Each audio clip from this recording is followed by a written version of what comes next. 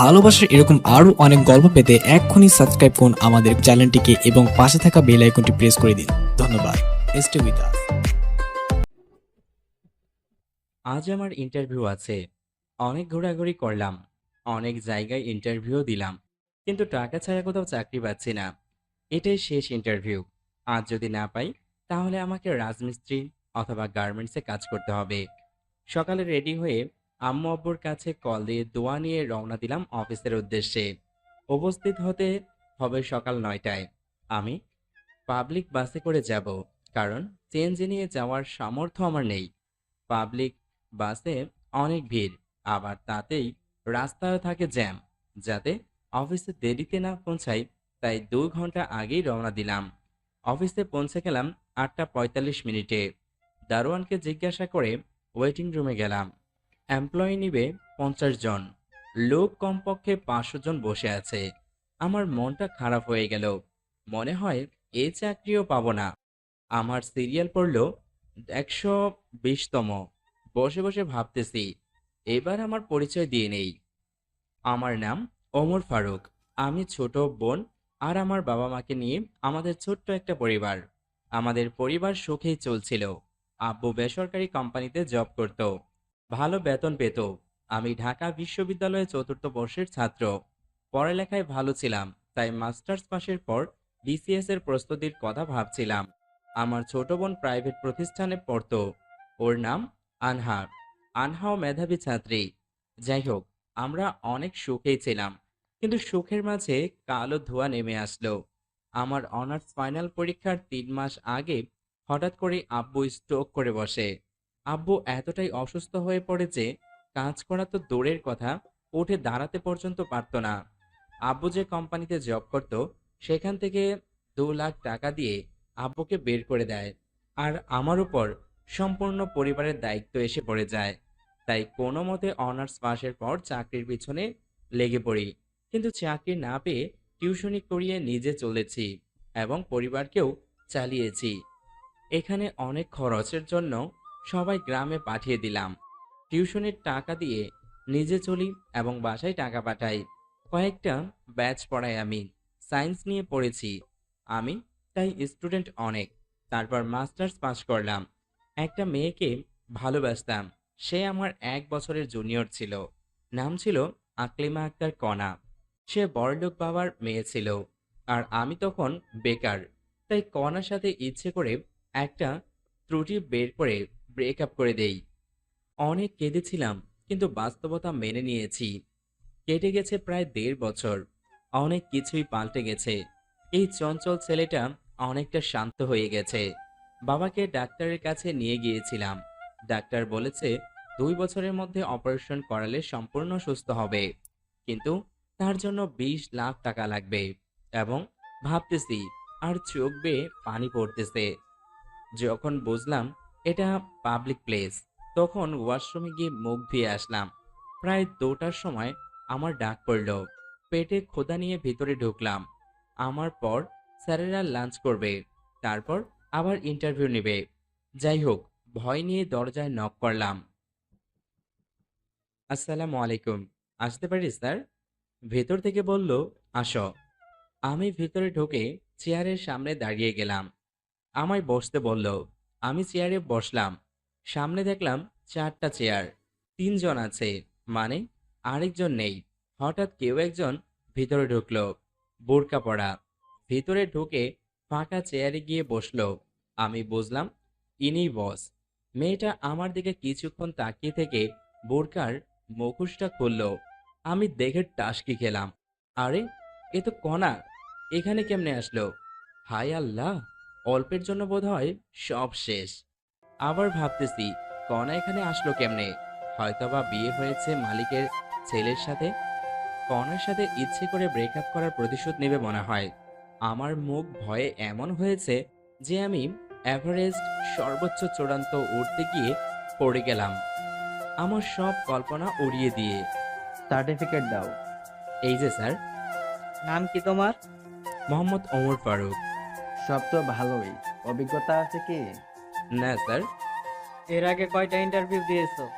প্রায় 20টার মতো স্যার। হয়তোবা তোমার সমস্যা আছে তাই নেয়নি। আসলে তা নয় স্যার, আমি উচ্চ পদস্থ কর্মকর্তাদের টাকা দিতে পারিনি, তাই হয়নি। এখানে চাকরি না হলে কি করবেন? কি আর করব, অনেক গার্মেন্টস কোম্পানি আছে তো, সেখানেই ঢুকে যাব। হুম হুম। ঢাকা বিশ্ববিদ্যালয় থেকে অনার্স কমপ্লিট করে গার্মেন্টসের চাকরি করবা? স্যার, প্যান্ট কখনো গার্মেন্টস বা লেবারি মানবে না। আরো কত ছাত্র আছে আমার মতো। কোথায় যাচ্ছেন? জানি এই চাকরিও টাকা ছাড়া হচ্ছে না, অযথা খিদে নিয়ে বসে থেকে লাভ নেই। আমার সার্টিফিকেট দিয়ে দেন, চলে যাই। যদি বলি আপনার চাকরি হয়ে গেছে তাহলে কি করবেন? ম্যাম, ফাজলামো করবেন না।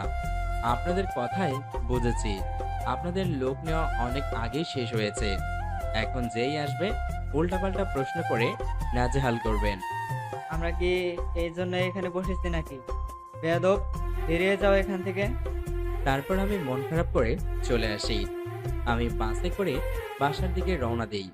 আর ওইদিকে স্যার এক হলো কোম্পানির মালিক জিসান চৌধুরী, স্যার দুই ওনার ছেলে আব্বু চৌধুরী, স্যার তিন হলো ম্যানেজার হারুন খান, আর কণা হলো জিসান চৌধুরীর ভাগ্নি।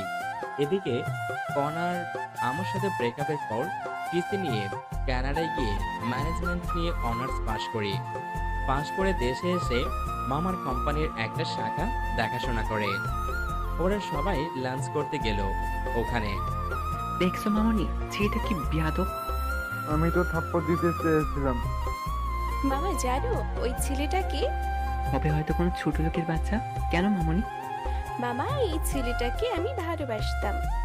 তার মানে তুই এই সামান্য ছেলের জন্য দেশ ছেড়েছিলি? ভাইয়া ওকে অপমান করবি না, ফারুকও আমায় ভালোবাসতো, কিন্তু হঠাৎ একদিন এসে সামান্য একটা ভুলের জন্য আমার সাথে ব্রেকআপ করে দেয় আর আমায় অনেক অপমান করে। আমি সেটা সহ্য করতে না পেরে ওকেও ছোট লোক জানোয়ার ইত্যাদি বলে ব্রেকআপ করি, তারপর দেশ ছেড়ে চলে যাই। ভালো হয়েছে, ছোট লোকের কাছ থেকে বেঁচেছিস। ভাইয়া আসলে তা না, আমি ওখানে গিয়ে কিছুদিন পর বুঝতে পারি ফারুকের কোথাও না কোথাও ঝামেলা হয়েছে, যার কারণে ইচ্ছে করেই আমার সাথে ব্রেকআপ করেছে, কিন্তু ওর সাথে অনেক যোগাযোগ করতে চেয়েও পাইনি। কেন মামনি? মামা যে ছেলে ছিল অনেক চঞ্চল আর রসিক স্বভাবের, আজ তার গম্ভীর ভাব দেখে আমার কান্না আসছিল, তাই কথা বলতে পারিনি। তুমি এখন ওকে ভালোবাসো? মামা, একমাত্র ওর জন্যই আমি দেশে আসছি, কিন্তু ওর ঠিকানা পাইনি। অনেক খুঁজেছি, ওর বন্ধুদের মাধ্যমে লোকেশন খোঁজার চেষ্টা করেছি, কিন্তু পাইনি। সবাই বলে গ্রামে গেছে, কিন্তু কেউ ঠিকানা জানে না। তাহলে ছোট লোকটাকে চাকরি দে। ওর সাথে আমার আর যে করেই হোক দেখা করতে হবে। ও তো ঠিকানাও জানিস না, কেমনে দেখা করবি? শুনো, ওর চাকরি কনফার্ম করে ওর জিমেইলে মেসেজ দাও, আর ওকে আমার পেয়ে হিসেবে নিয়োগ দাও। আর ওকে বুঝতে দেওয়া যাবে না আমি ওকে ভালোবাসি, আর ফারুক মনে করেছে আমার বিয়ে হয়েছে, আর ওর সাথে এমন চুক্তি করতে হবে যেন 10 বছরে চাকরি ছাড়তে না পারে, পারলে অনেক টাকা ওকে লোন দেয়া হবে। মামনি, তুমি আমার মেয়ের মতোই, যা ভালো বোঝো তাই করো। ওকে মামা, আর ম্যানেজার স্যার কাজটি করবেন। ওকে। তারপর ওরা খেয়ে আবার ইন্টারভিউ নিতে শুরু করলো। আর এদিকে আমি বসে বসে বাসায় আসি। বাসায় এসে দেখি রান্না করার কিছুই নেই।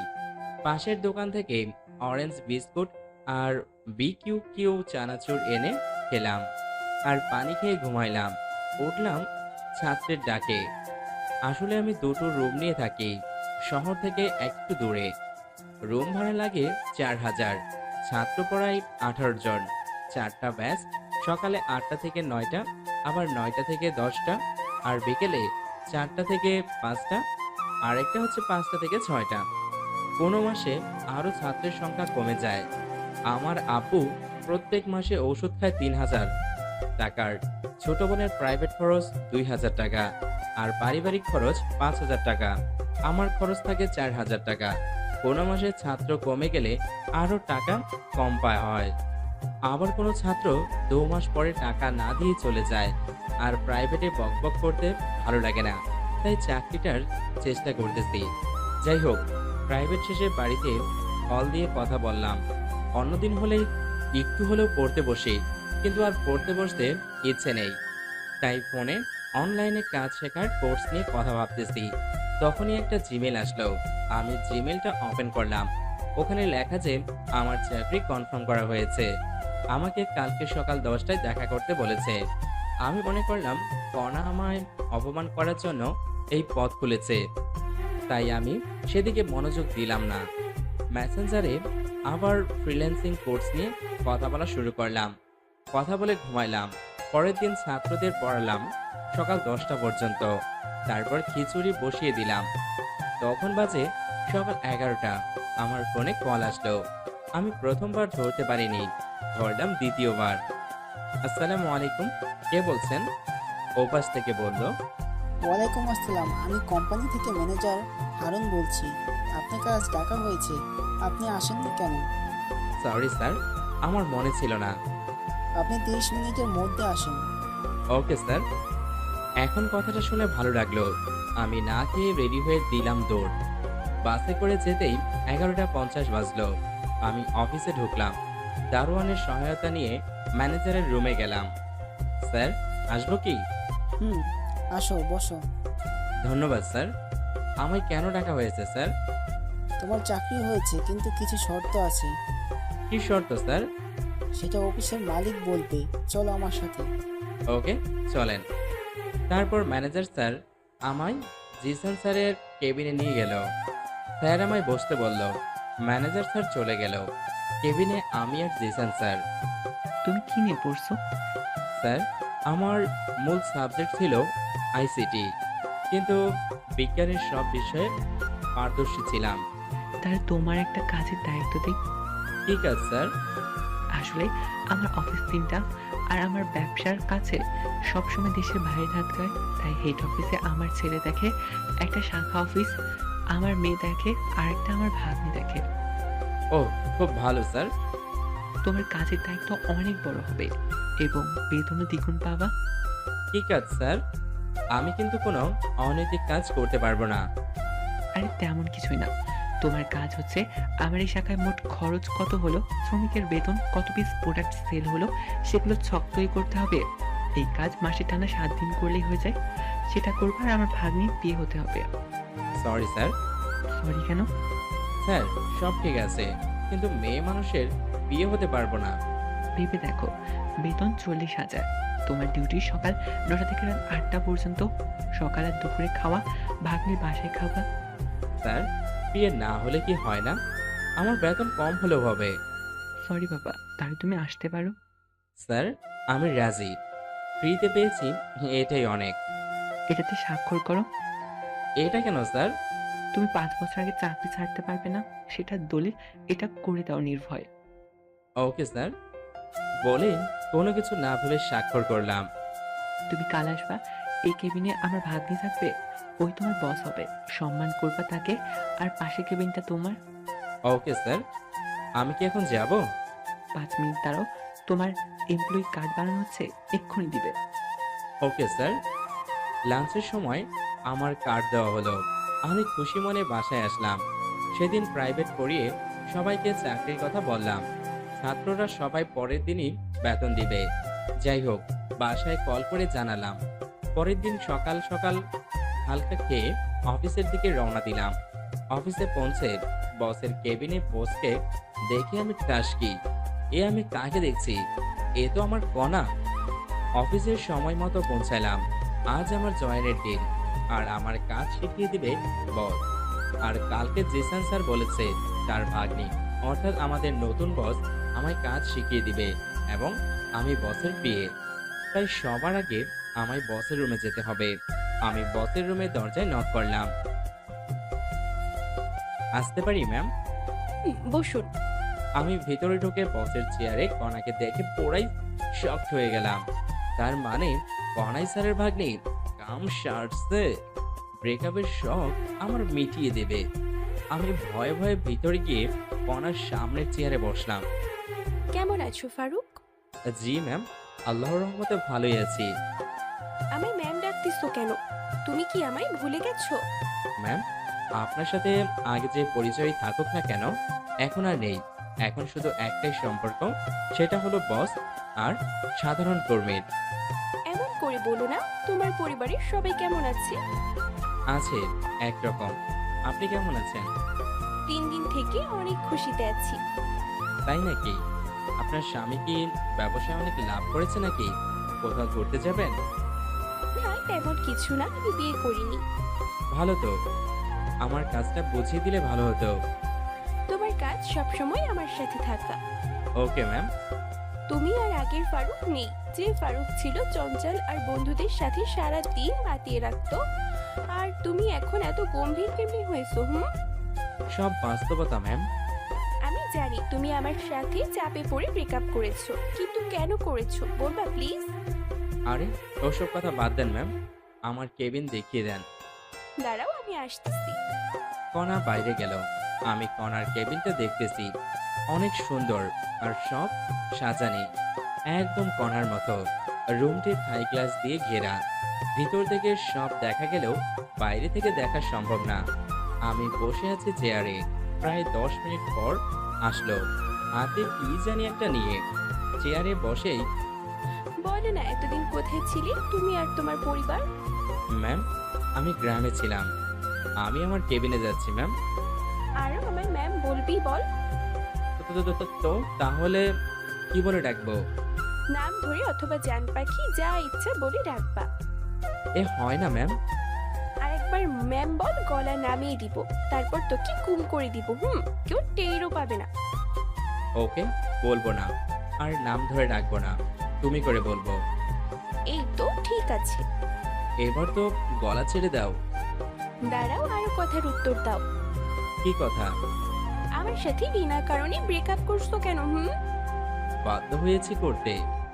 আমার পরিবার তো রাজি ছিল তোমার আমার সম্পর্কে, তোমার পরিবারও ছিল, কিন্তু তুমি ব্রেকআপ করলা কেন? কেউ তো তোমায় চাপ দেয়নি। আর তুমি বিসিএসও তো দিলা না কেন? এসব বলা সম্ভব না, প্লিজ। বলো না হলে। ইস, আস্তে বলতেছি তো, ছেড়ে দিলে বলবো। ওকে। আমি উঠে দৌড় দিয়ে বাইরে যাওয়ার জন্য দরজায় গেলাম। এ কি, দরজা লক করা? কণা দেখি মুচকে হাসতেছে। তুমি ভালোই ভালোই সব উত্তর দিলে কিচ্ছু বলবো না। হুম। বলো তাহলে শুরু থেকে। বাধ্য হয়ে চেয়ারে এসে বসলাম। সামনে অনার্স ফাইনাল, হাতে 2 মাস সময় আছে। আমি আমার বন্ধু আদিলের বাসায় নোট নিতে গিয়েছি। বাসায় এসে দেখি আম্মু আর ছোট বোন কান্না করতেছে। রুমে গিয়ে দেখি আব্বু অচেতন আর আম্মু মাথায় পানি ঢালছে। আমি যখন বুঝতে পারলাম কিছু হয়েছে, তখন আব্বুকে দ্রুত হাসপাতালে ভর্তি করাই। তারপর? আর কি, ডাক্তাররা বের হয়ে বলল আব্বু স্ট্রোক করেছে। আব্বু কর্ম করতে পারবে না, চলতে পারবে না, এক কথায় অকেজো। পুরো পরিবারের দায়িত্ব তখন আমার উপর। আবার সামনে পরীক্ষা। আব্বুর অফিস থেকে 2 লাখ টাকা দিল। আর ঢাকায় তো অনেক খরচ। আমার ছোট বোনের স্কুল ফি, আব্বুর ঔষধ সহ প্রত্যেক মাসে অনেক টাকা যেত। তাই সবাইকে গ্রামে পাঠিয়ে দিলাম আর আমি প্রাইভেট পড়ানো শুরু করলাম। তখন তোমাকে কিছুই জানাইনি, পরে আমি বলিনি তোমায়। আমার স্বপ্নগুলো চুরমার হয়ে গেল আর তুমি আবার প্রেশার দেওয়া শুরু করলা, সময় দেই না ইত্যাদি। তাই বাধ্য হয়ে তোমার সামান্য একটা ভুল ধরেই ব্রেকআপ করে দিয়েছি, কারণ তখন আর আমার কোনো উপায় ছিল না। সাবাস, খুব ভালো কাজ করেছো কুত্তা কোথাকার। আমি কি তোমায় ভালোবাসতাম না? আমায় একবার বলি কি এমন হতো, হ্যাঁ, যে তোমার বাসায় এত বড় ঘটনা ঘটে গেছে? তার জন্য দুঃখিত। এখন আঙ্কেলের কি অবস্থা? ডাক্তার বলেছে 5 বছরের মধ্যে যদি অপারেশন করাতে পারি তাহলে সম্পূর্ণ সুস্থ হয়ে যাবে। তার জন্য 20 লাখ টাকা লাগবে, আর আমার পক্ষে 20 লক্ষ টাকা সম্ভব না। তাই হাল ছেড়ে দিয়েছি। আমি দিলে নিবা কি? করুণা করছো আমায়? দেখো, করুণা করছি না। আমি জানি যদি আমি তোমায় টাকা দিতে চাই তুমি নিবা না, তাই আমি অফিস থেকে লোনের ব্যবস্থা করব। তাহলে আমি রাজি। ওকে, এখন চলো তোমার কাজ করা শিখিয়ে দিই। ওকে। কণা আমাকে আমার কেবিনে নিয়ে আসলো। তারপর কম্পিউটারে ছক তৈরি করা শেখাচ্ছে। আমি এই সাবজেক্ট নিয়ে পড়েছি, তাই অভিজ্ঞতা আছে, দ্রুতই শিখে নিলাম। কণা আমায় বাকি কাজ কমপ্লিট করতে বলে চলে গেল। আমি কাজ করতে লাগলাম। তখনই একটা অপরিচিত মেয়ে রুমে ঢুকলো। হ্যালো। হ্যালো। কথা বলার ইচ্ছে নেই, তবুও ভদ্রতার খাতিরে বললাম, আমি লিপি। আপনার নাম? আমার নাম ফারুক। আপনি পড়ালেখা কোথা থেকে করেছেন? ঢাকা ইউনিভার্সিটি থেকে। আপনি? জাহাঙ্গীরনগর থেকে। আপনি রিলেশন করেন না? করতাম, কিন্তু ব্রেকআপ হয়েছে। ভালো তো। হুম। আপনি কম কথা বলেন কেন? ভালো লাগে তাই। আপনি অনেক হ্যান্ডসাম। ধন্যবাদ। আমরা কি একে অপরকে তুমি করে বলতে পারি? আপনি পারবেন, কিন্তু আমি আপনি করেই বলবো। তা কি করে হয়? এমনি, যদি পারেন করেন, না হলে নাই। চেষ্টা করব। হুম। আমি আবার কাজে মনোযোগ দিলাম, আর এদিকে লিপি বকবক করেই যাচ্ছে। আমি মাঝে মাঝে হুম হুম করতেছি। জানি না কাজ কতক্ষণ করেছি। একটু পর কণা আসলো আমার রুমে চেক করার জন্য। রুমে এসে লিপিকে দেখে লিপির সামনে গিয়ে, এখানে কি করেন আপনি? জি ম্যাম, নতুন কলিগ আসছি, তাই পরিচয় হতে আসলাম। নতুন কলিগ আসলে কি পরিচয় হতে হবে নাকি? আপনার কাজ নেই? জি ম্যাম, শেষ হয়েছে। এখনই আমার কেবিনে আসবেন, অনেক কাজ পড়ে আছে। আর আপনি বলেন কাজ নেই? ওকে ম্যাম, আমি আসতেছি। ওকে, আপনি আমার কেবিনে যান। লিপি কণার কেবিনে গেল, আর কণা আমার সামনে একটা চেয়ার টেনে বসলো। কাজ করতে কোনো সমস্যা হলে আমাকে বলো। অনেকদিন পর কম্পিউটারে এসব কাজ করতেছি।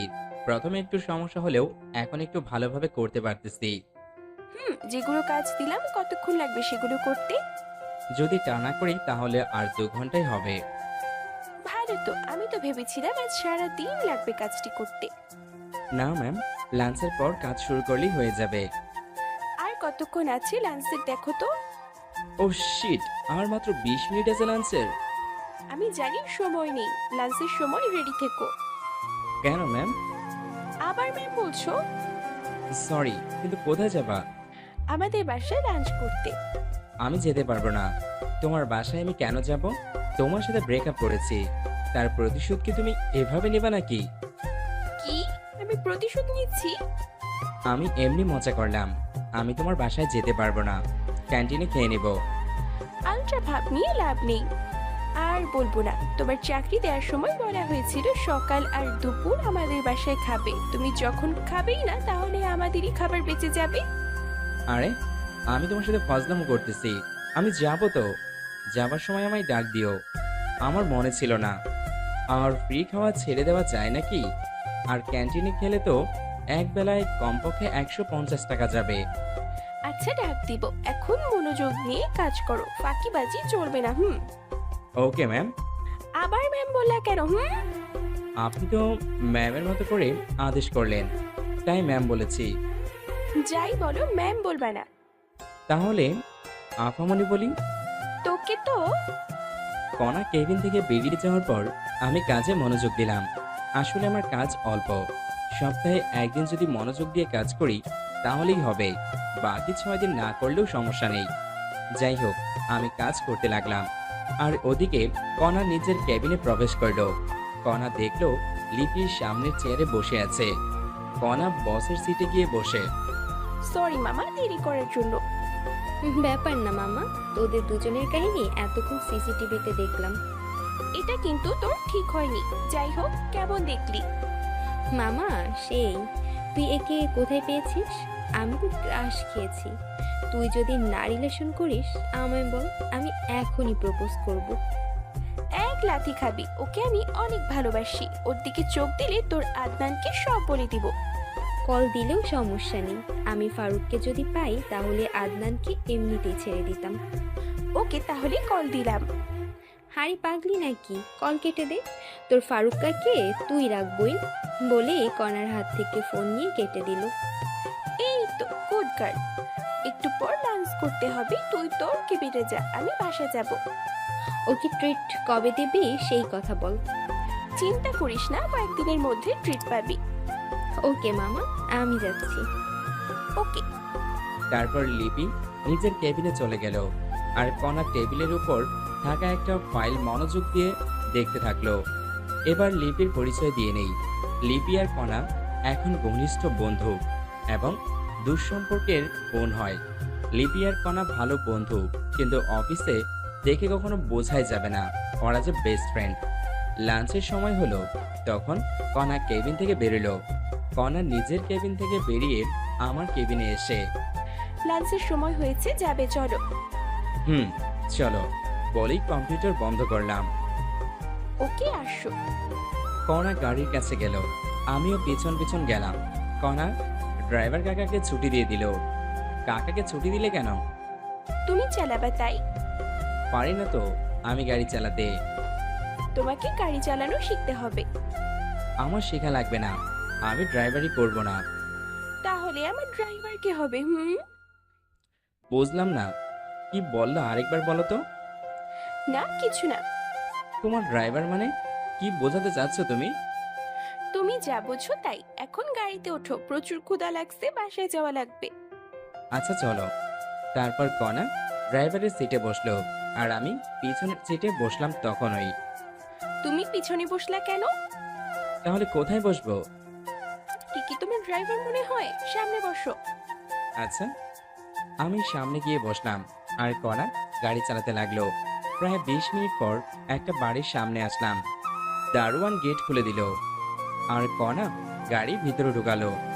বাসাটা দোতলা, বাইরে থেকে দেখতেই অনেক সুন্দর, না জানি ভিতরে আরো কেমন। যাই হোক, গাড়ি থেকে নেমে কণা বাসার ভিতরে ঢুকলো, আর আমি ওর পিছনে। তখনই একজন ভদ্র মহিলা আসলো। আসসালামু আলাইকুম। ওয়ালাইকুম আসসালাম। কে রে মা এই ছেলেটা? ওর নাম ফারুক, আমার বিয়ে। আর ফারুক উনি আমার আম্মু। বাবা তুমি বসো, আমি আসতেছি। আর কণা শুনে যা তো। ঠিক আছে। আমি বসে ফোন টিপতে লাগলাম, আর ওদিকে কণাকে ওর আম্মু বেডরুমে নিয়ে গেল। কণা, এই নামটা কেমন যেন তোর মুখে শুনেছি। ওমর ফারুক। ওই বজ্জাত ছেলে যে তোকে ছেড়ে চলে গেছে, সে ছেলে এই ছেলে নাকি? আম্মু। দাঁড়া, একে এখনই ঘাড় ধরে বের করে দেব। আম্মু দাঁড়াও, তুমি জানো না ফারুক তখন কোন পরিস্থিতিতে ছিল? ওই পরিস্থিতি যে কেউ এই কাজই করতে পারে। কি হয়েছিল সেটা বল তাড়াতাড়ি। শোনো তাহলে। তুই কি ফারুককে এখনো ভালোবাসিস?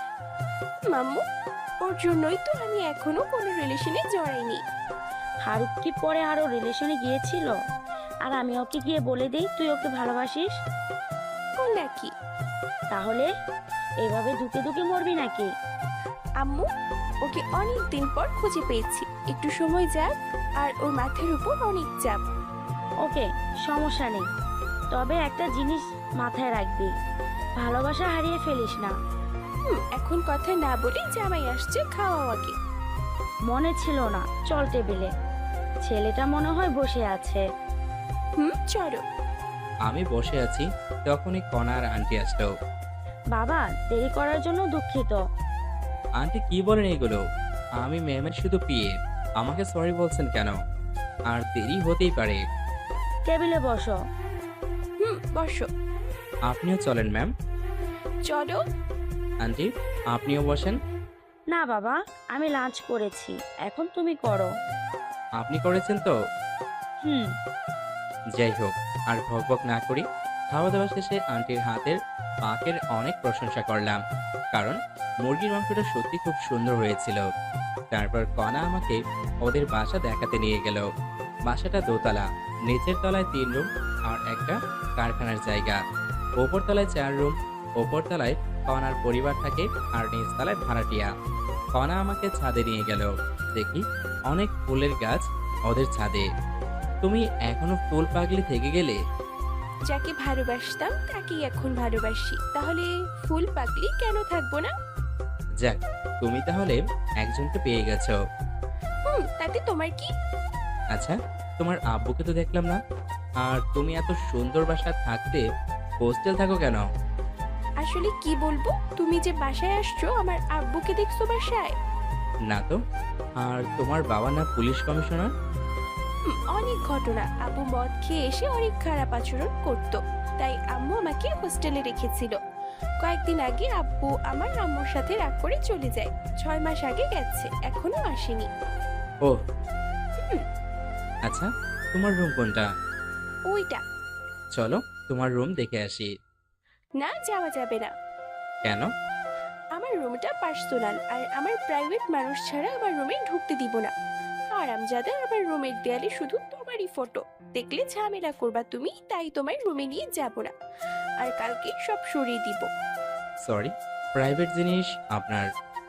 আসলে মেয়ে মানুষের রুম, আর আজ আমি গোছাইনি রুম, কালকে ঢুকবা, সমস্যা নেই।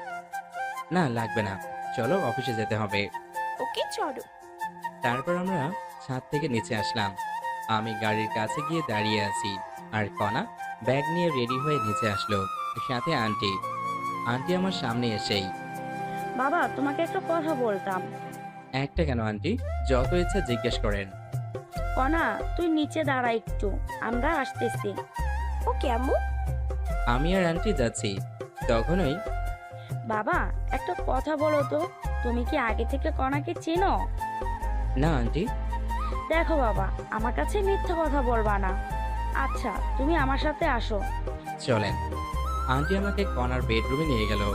আমি রুমের ভিতরে প্রবেশ করলাম আর টাস্কি খেলাম। আমার অনার্স প্রথম বর্ষে থাকার সময়কার সব ফটো দিয়ে কণার রুমের চারপাশ ঘেরা। তখন অবশ্য একটু পাতলা ছিলাম, মুখে দাড়ি ছিল না একটাও। এখন আমি একটু মোটা হয়েছি আর মুখ ভর্তি দাড়ি। আগের ছবি দেখে অনেকে আমাকে চিনবেই না। যাই হোক, কণার রুমে আমার যত ছবি আছে, আমার মোবাইলে বোধহয় তত ফটো নেই। তখনই, এই ফটোর ছেলেটা তুমি কি? জি আন্টি। চেনা যায় না তোমাকে? যাই হোক, তোমার আব্বু এখন কেমন আছে? আল্লাহর রহমতে ভালো আছি। আমার মেয়ে এখন এই ছবি প্রত্যেকদিন বের করে কাঁদে। আন্টি, আপনার মনের ভুল। কণার আর আমার ব্রেকআপ অনেক আগেই হয়েছে। সেটা শুনেছি। কণা তোমার কাছে ফিরে আসলে ওকে মেনে নেবা?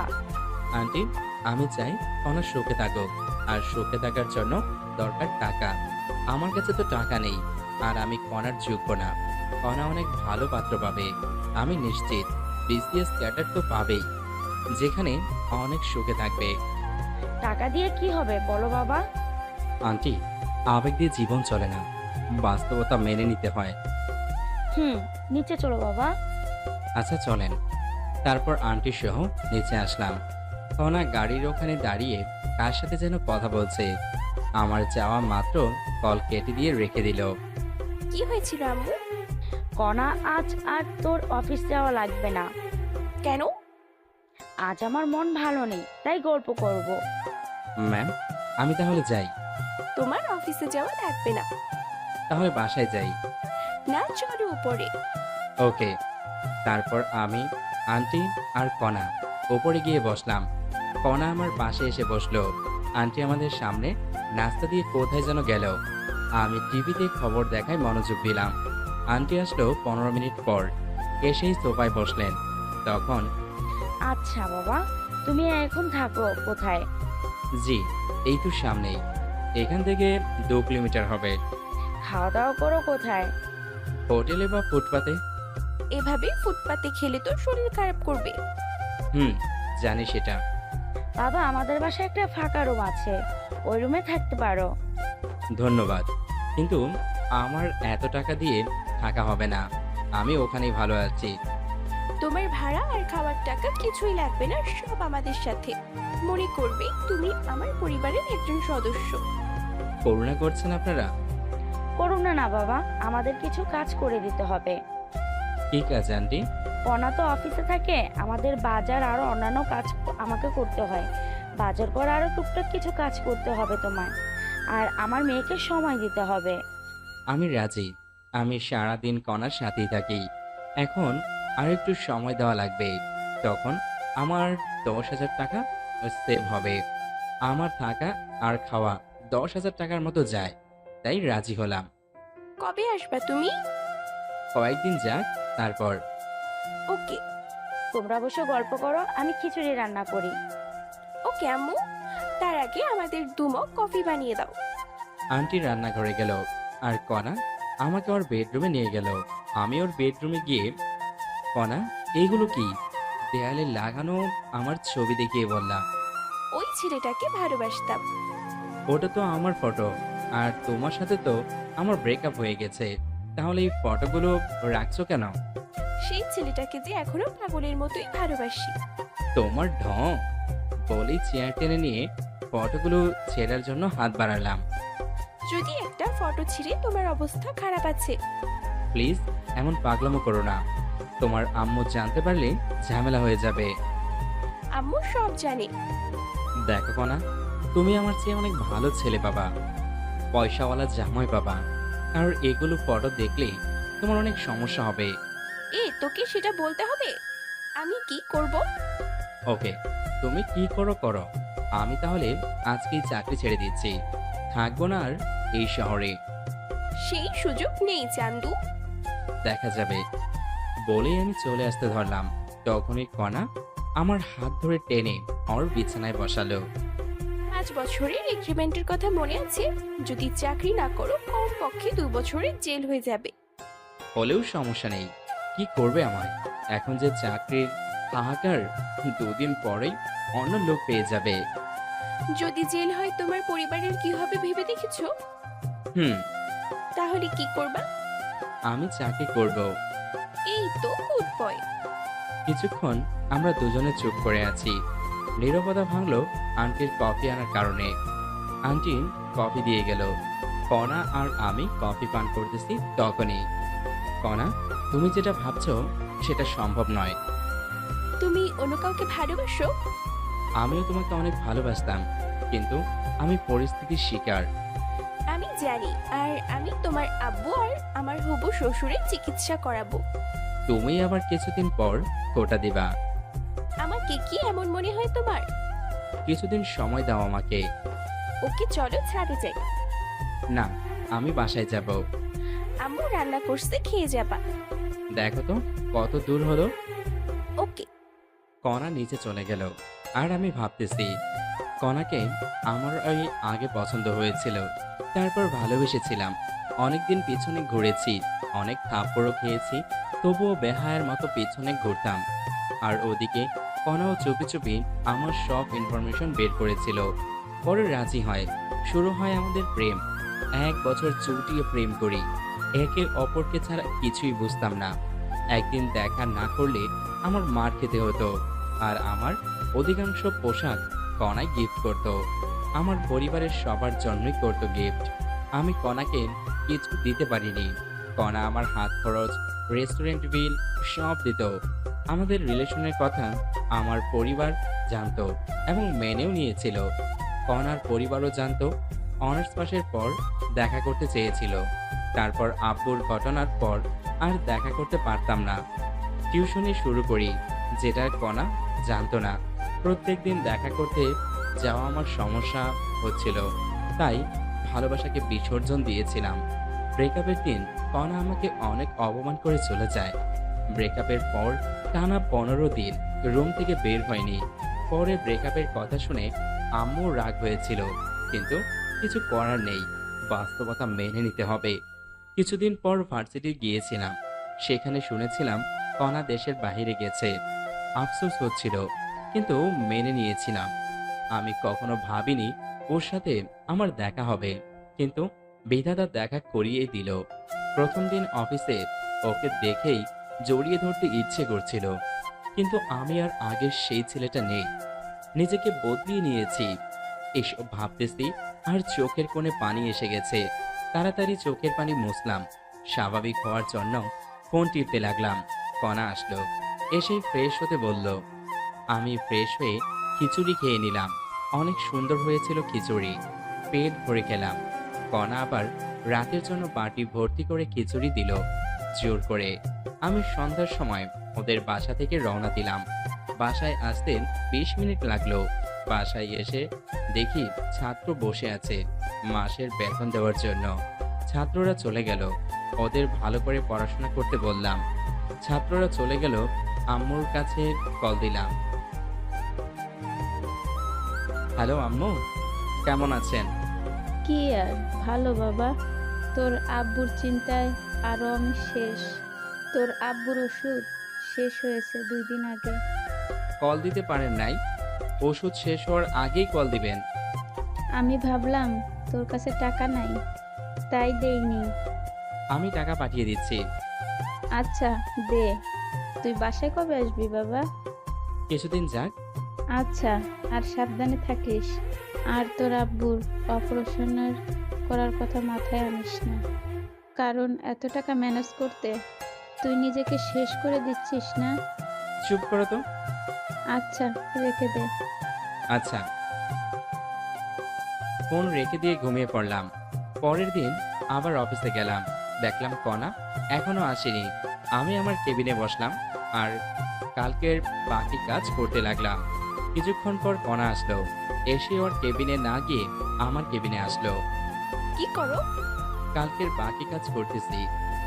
সাবাস, দাঁড়াও তোমাকে আরো কাজ দিচ্ছি। আচ্ছা দাও। কণা এসে আমাকে একটা লিস্ট দিল। এটা কি? মাসের শুরু এখন, এতদিন আয়ের হিসাব করে ফাইনাল বানিয়েছো, এখন কর্মচারীদের বেতনের ফাইল বানাও, ভুল যেন না হয়। ওকে, আমি কি এখানে থাকবো? না, তুমি তোমার রুমে যাও, কেউ দেখলে অন্য কিছু ভাববে। ওরে আমার লজ্জাবতী। কণা চলে গেল, আমি আবার কাজে মনোযোগ দিলাম। কিছুক্ষণ পর আমি ওয়াশরুমে গেলাম। সেখান থেকে আসার পথে একটা মেয়ের সাথে ধাক্কা খেলাম। ও সরি। ব্যাপার না, আমি কি নতুন নাকি? হুম, 2 দিন হলো জয়েন করেছি। নাম কি আপনার? আমি ফারুক। আমি নীলা। জগন্নাথ থেকে 2 বছর আগে মাস্টার শেষ করেছি। আমি ঢাকা থেকে অনার্স করেছি আর মাস্টার্স চলতেছে। তুমি আমার জুনিয়র, আমাকে আপু বলে ডাকবে। আর কোনো সমস্যা হলে আমার কেবিনে আসবে। ওকে। নীলা আপু চলে গেল আর আমি আমার কেবিনে আসলাম। কেবিনে আসা মাত্র কণা ফোন দিয়ে ওর কেবিনে যেতে বলল। আমি কণার কেবিনে গেলাম। তখন নীলা আপুর সাথে কি কথা বললাম? তুমি দেখলা কেমন করে? সিসিটিভিতে মিথ্যা বলবে না। এমনি পরিচিত হলাম। কোনো মেয়ের সাথে কথা বলবে না। আমার নীলা আপুকে পছন্দ হয়েছে, ওকে রাগানোর জন্যই বললাম। কি বললি আর একবার বলতো? আরে না, এমনি বললাম। ভালো তো। এই কি করো? আমাকে কিস করো। পাগল নাকি তুমি? কি বলছো এসব? কিস করবে না তাই না? কণা আমায় আকস্মিক লিপ কিস শুরু করে দিল। জীবনের প্রথম এমন ফিলিংস হলো আমার, আর আমি নিজেকে ধরে রাখতে না পেরে রেসপন্স শুরু করলাম। আমি তো শুধু মধু খাচ্ছি। হঠাৎ কণা আমাকে ধাক্কা দিয়ে সরিয়ে দিয়ে নিজের চেয়ারে গিয়ে বসলো। আমি তখন বুঝতে পারলাম এতক্ষণ কি করলাম। আমি তো অনেক লজ্জা পেয়েছি। লজ্জায় মাথা নিচু করে বসে আছি। ভার্জিন ছেলেটাকে এভাবে ধর্ষণ করলা? মহারাজ, লাঞ্চ করবেন না? গুরুত্বপূর্ণ কাজ করতেছি, ক্যান্টিনে খেয়ে নেব। আজ তোমার সাথে যেতে পারবো না। তুমি কাজ করো, আমি তোমার জন্য খাবার নিয়ে আসবো, বাইরে যাবা না। আচ্ছা, আরেকটা লিস্ট তৈরি করতেছি। আচ্ছা। কণা চলে গেল। মোবাইলে দেখলাম 1:25 বাজে। আবার কাজে মন দিলাম, আরও একটা লিস্ট তৈরি শেষ করলাম। সকাল থেকে 2টা কমপ্লিট করেছি, আর তৃতীয়টায় গিয়ে মাথা কাজ করছে না, তাই বসে ফোন টিপতেছি আর কণার জন্য অপেক্ষা করতেছি। অপেক্ষার প্রহর শেষ করে মহারানী হাজির। আমার কেবিনে আসো। ওকে। কণা নিজের কেবিনে গেল আর আমি ফ্রেশ হয়ে আসলাম। কণার কেবিনে গিয়ে দেখি কণা প্লেটে খাবার তৈরি করছে। আমি ভিতরে গেলাম আর ওর সামনে গিয়ে বসলাম। তুমি খাওয়াও। লজ্জা করে আমার। দরজা লক করে দাও। লাগবে না। তুলে খাওয়াও তো, আমার কিন্তু রাগ হচ্ছে। কণা আমাকে তুলে খাওয়াচ্ছে, আর আমি এটাও জানি কণা বাসায় খায়নি, তাই ওকে আমি তুলে খাওয়াইলাম। একই প্লেটে দুজন খাচ্ছি। তালির শব্দে পেছনে তাকিয়ে আমি তো ভয়ে চুপসে গেলাম। বাহ মামা বাহ, অনেক দূর গিয়েছিস, অথচ ট্রিট পেলাম না। তুমি চলে যাওয়ার পর লিপি আমার বেস্ট ফ্রেন্ড ছিল। তোমার আমার সব কথা লিপি জানে। শালি, দিলা তো রোমান্টিক মুডটা নষ্ট করে। দুলা ভাই, আমায় তুলে খাওয়াবেন না? আসো। খবরদার। দুলা ভাই লাগবে না, কন আমার ভাগেরটা কই? দরজা লক করে দিয়ে এসে বসো, তোর জন্য এসে এনেছি। সত্যি? দে তো মামা। তারপর কণা লিপিকেও খাবার দিল। লিপি খাচ্ছে। হা করো। পেট ভরে গেছে। মিথ্যা বলতে পারো না। বলো কেন? লিপি থাকলেও সমস্যা নেই, ওর একটু জ্বলুক। আচ্ছা দাও। তারপর আমরা একে অপরকে খাইয়ে দিয়ে খাওয়া শেষ করলাম। খাওয়া শেষে কণা সব গুছিয়ে রাখলো, সাথে লিপি সহযোগিতা করলো। আমরা তিনজন গল্প করতে লাগলাম। তখনই আমার ফোনে কল আসলো। কল ধরে যা শুনলাম তা শুনে অজ্ঞান হয়ে গেলাম। তারপর আমার ফোনে কল আসলো। পকেট থেকে ফোন বের করে দেখি আম্মু কল দিয়েছে। কণা আর লিপিকে চুপ থাকতে বলে আমি আম্মুর কল ধরলাম। হ্যালো আম্মু। কোথায় তুই বাবা? অফিসে আছে আম্মু। কেন, কোনো সমস্যা হয়েছে নাকি? বাবা, তোর আব্বু 2 দিন ওষুধ না খাওয়ায় আজ মারাত্মক অসুস্থ। খুব তাড়াতাড়ি হাসপাতালে নিয়ে যাও। আমরা এখন গাইবান্ধার SKS হাসপাতালে আছি। আম্মু বলল তোর আব্বুর অবস্থা খারাপের দিকে যাচ্ছে। কি বললো ডাক্তার? 1 মাসের ভিতরে অপারেশন না করলে তোর আব্বুকে বাঁচানো যাবে না। আব্বুর কিছুই হবে না, আমি আছি তো। কাল তুই বাসায় আয়। আচ্ছা রাখি। ফোন কেটে দিয়ে সোফায় বসলাম। কণা আর লিপি আমাকে কি যেন জিজ্ঞেস করলো, তা শুনতেই পারলাম না। আমার কাছে 1 টাকাও ক্যাশ নেই, অথচ আজকের মধ্যে 20 লাখ টাকা লাগবে। কোথায় পাবো আমি এত টাকা? মাথায় শুধু টাকার চিন্তা, আর মুখেও টাকা আর টাকা। টেনশনে আমার মাথা ধরে আসলো। তারপর আমি জ্ঞান হারিয়ে ফেলি। তারপর কি হয়েছে আমার কিছুই মনে নেই। যখন আমি স্বাভাবিক অবস্থায় আসি তখন আমি দেখলাম আমি হাসপাতালে। আমার মাথার কাছে কণা বসা, সামনের ব্রেঞ্চে লিপি আর আন্টি বসে আছে। আমি এখানে কেমনে আসলাম? তোমার ফোন আসার পর তুমি অজ্ঞান হয়ে গেছো। তারপর আমি আর লিপি অফিসের সবার সহযোগিতায় হাসপাতালে নিয়ে আসলাম। 1 ঘন্টা পর জ্ঞান ফিরলো। আচ্ছা বলো তো কি হয়েছিল যার কারণে অতিরিক্ত টেনশন করছো? আমার আব্বু 2 দিন ওষুধ খায়নি, আজ নাকি মারাত্মক অসুস্থ, হাসপাতালে আছে। বলো কি, কখন হয়েছে আমাকে তো বলতে পারতে। প্লিজ তুমি যে করেই হোক 20 লাখ টাকা ম্যানেজ করে দাও। তুমি যা বলবা আমি তাই করব। আব্বুর কথা মনে হওয়া মাত্রই কণার পা ধরে কথাটা বললাম। টাকা দিয়ে কি করবা? আব্বুর অপারেশন 1 মাসের মধ্যে না করলে বাঁচাতে পারবো না। প্লিজ ব্যবস্থা করো। তোমার আব্বু এখন কোথায় আছে? গাইবান্ধার একটা প্রাইভেট হাসপাতালে।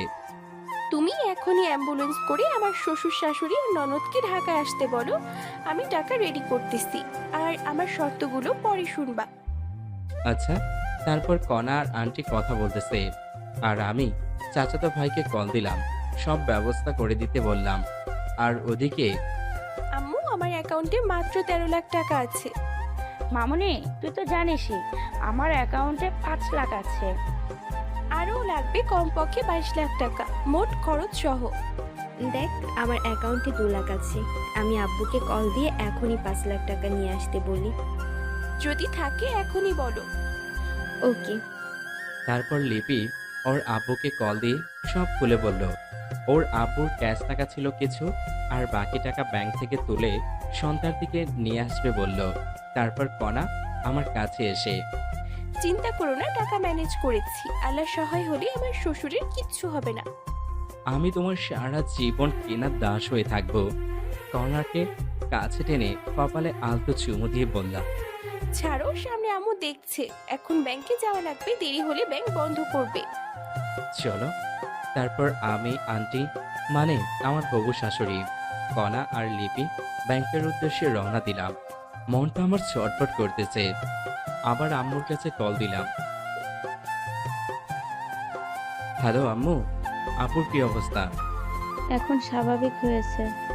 ওখানে আদনান আছে, থাকলে দাও তো। আছে, ধর কথা বল। হ্যালো আদনান, আপু কি স্বাভাবিক?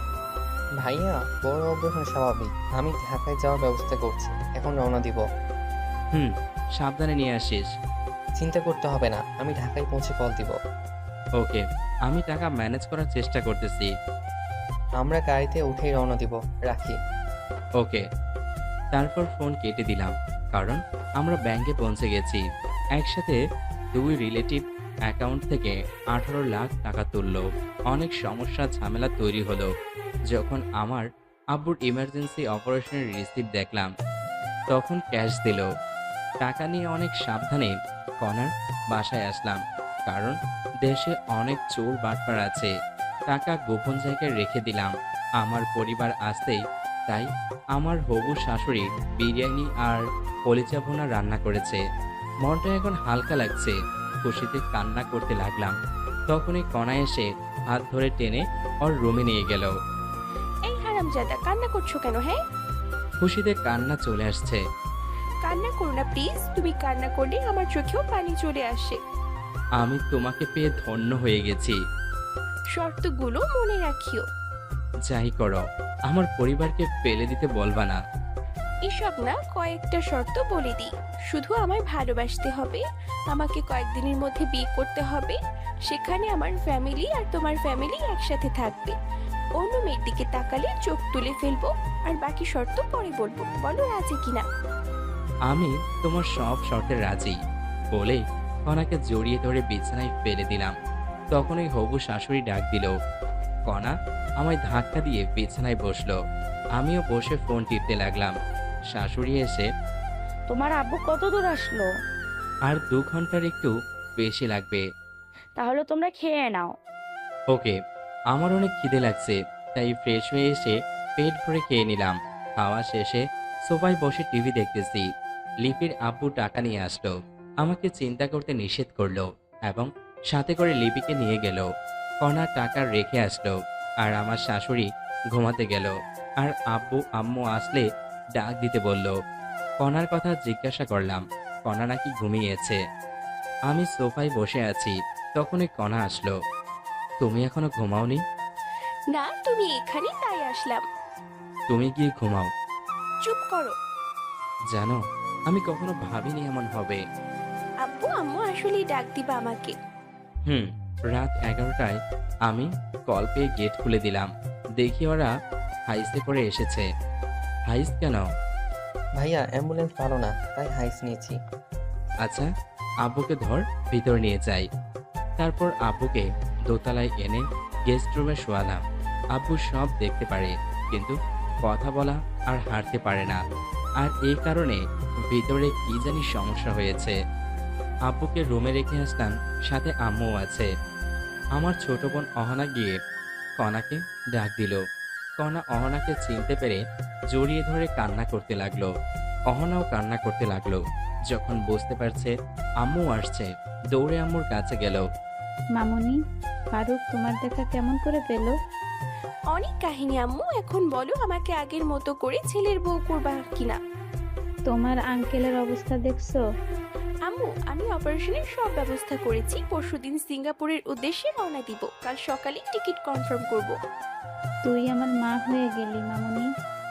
আল্লাহ তোমাকে অনেক দিন বাঁচিয়ে রাখুক। এখন চলো, খেতে হবে। আগে আব্বুকে একটু খাইয়ে ওষুধ খাইয়ে দাও। এখন খাওয়ালে সমস্যা হবে, ও এখন ঘুমাবে। চলো, খাবে তুমি। তারপর আম্মু, আনহা আর আদনান ফ্রেশ হয়ে এলো। আন্টি মানে আমার হবু শাশুড়ি পরিবেশন করলো, আর সবাই খেয়ে নিলাম। খাওয়া শেষে সবাই একসাথে বসলাম সেখানে। টিকিট কয়টা কাটবো? 4টা টিকিট কেটে রাখো। ওকে, কিন্তু কে কে যাবে? আম্মু যাবে, আব্বুর সেবা করতে হবে, সেগুলো আমরা পারবো না। আমি যাব, তুমি যাবে, আর আব্বু। ওকে, কাল সকালে। এখন সবাই ঘুমিয়ে পড়ো। ওকে। 4টা রুম, কিন্তু বেড 3টা। একটায় আব্বু আম্মু, আরেকটায় কণা শাশুড়ি আর আনহা, আর একটায় আমি আর আদনান ঘুমিয়ে পড়লাম। পরের দিন উঠলাম কণার ডাকে। উঠে নাস্তা করলাম। নাস্তা করে অনলাইনে টিকিট কাটার জন্য রওনা দিলাম। টিকিট কনফার্ম করে টিকিটের রিসিপ্ট ফটোকপি নিলাম। এটা দেখালেই টিকিট দিয়ে দিবে। আব্বুকে নিয়ে ডাক্তারের কাছে গেলাম। অপারেশনের সিস্টেম, অর্থাৎ কোন পদ্ধতিতে রোগী সামলে উঠতে পারবে, সেই রিসিভ করে নিলাম। সেদিন খুব দ্রুতই কেটে গেল, বুঝতেই পারলাম না। পরের দিন সকালে উঠে সব তৈরি করে নিলাম। বিকেলে 4টায় ফ্লাইট আমাদের। বাসা থেকে সবার কাছ থেকে বিদায় নিয়ে 2টোর সময় রওনা দিলাম। দেখতে দেখতে বিকেল 4টায় প্লেন উড়াল দিল। আমরা যথা সময়ে সিঙ্গাপুর শহরে পৌঁছালাম। গাড়ি নিয়ে সরকারি হাসপাতালে গেলাম। হাসপাতালে গিয়ে বড় ডাক্তারকে দেখলাম। ডাক্তার আইসিইউতে ভর্তি করাতে বলল। আমার কাছ থেকে সাদা স্ট্যাম্পের স্বাক্ষর নিয়ে আব্বুকে অপারেশন থিয়েটারে ঢোকানো হলো। প্রায় 4.5 ঘন্টা অপারেশন থিয়েটারে থাকার পর ডাক্তার বের হয়ে এসে, কে আপনি? আমি রোগীর আত্মীয়। কেন? একটা ভালো খবর আছে। কি সেই খবর? ডাক্তার বলেন একটু।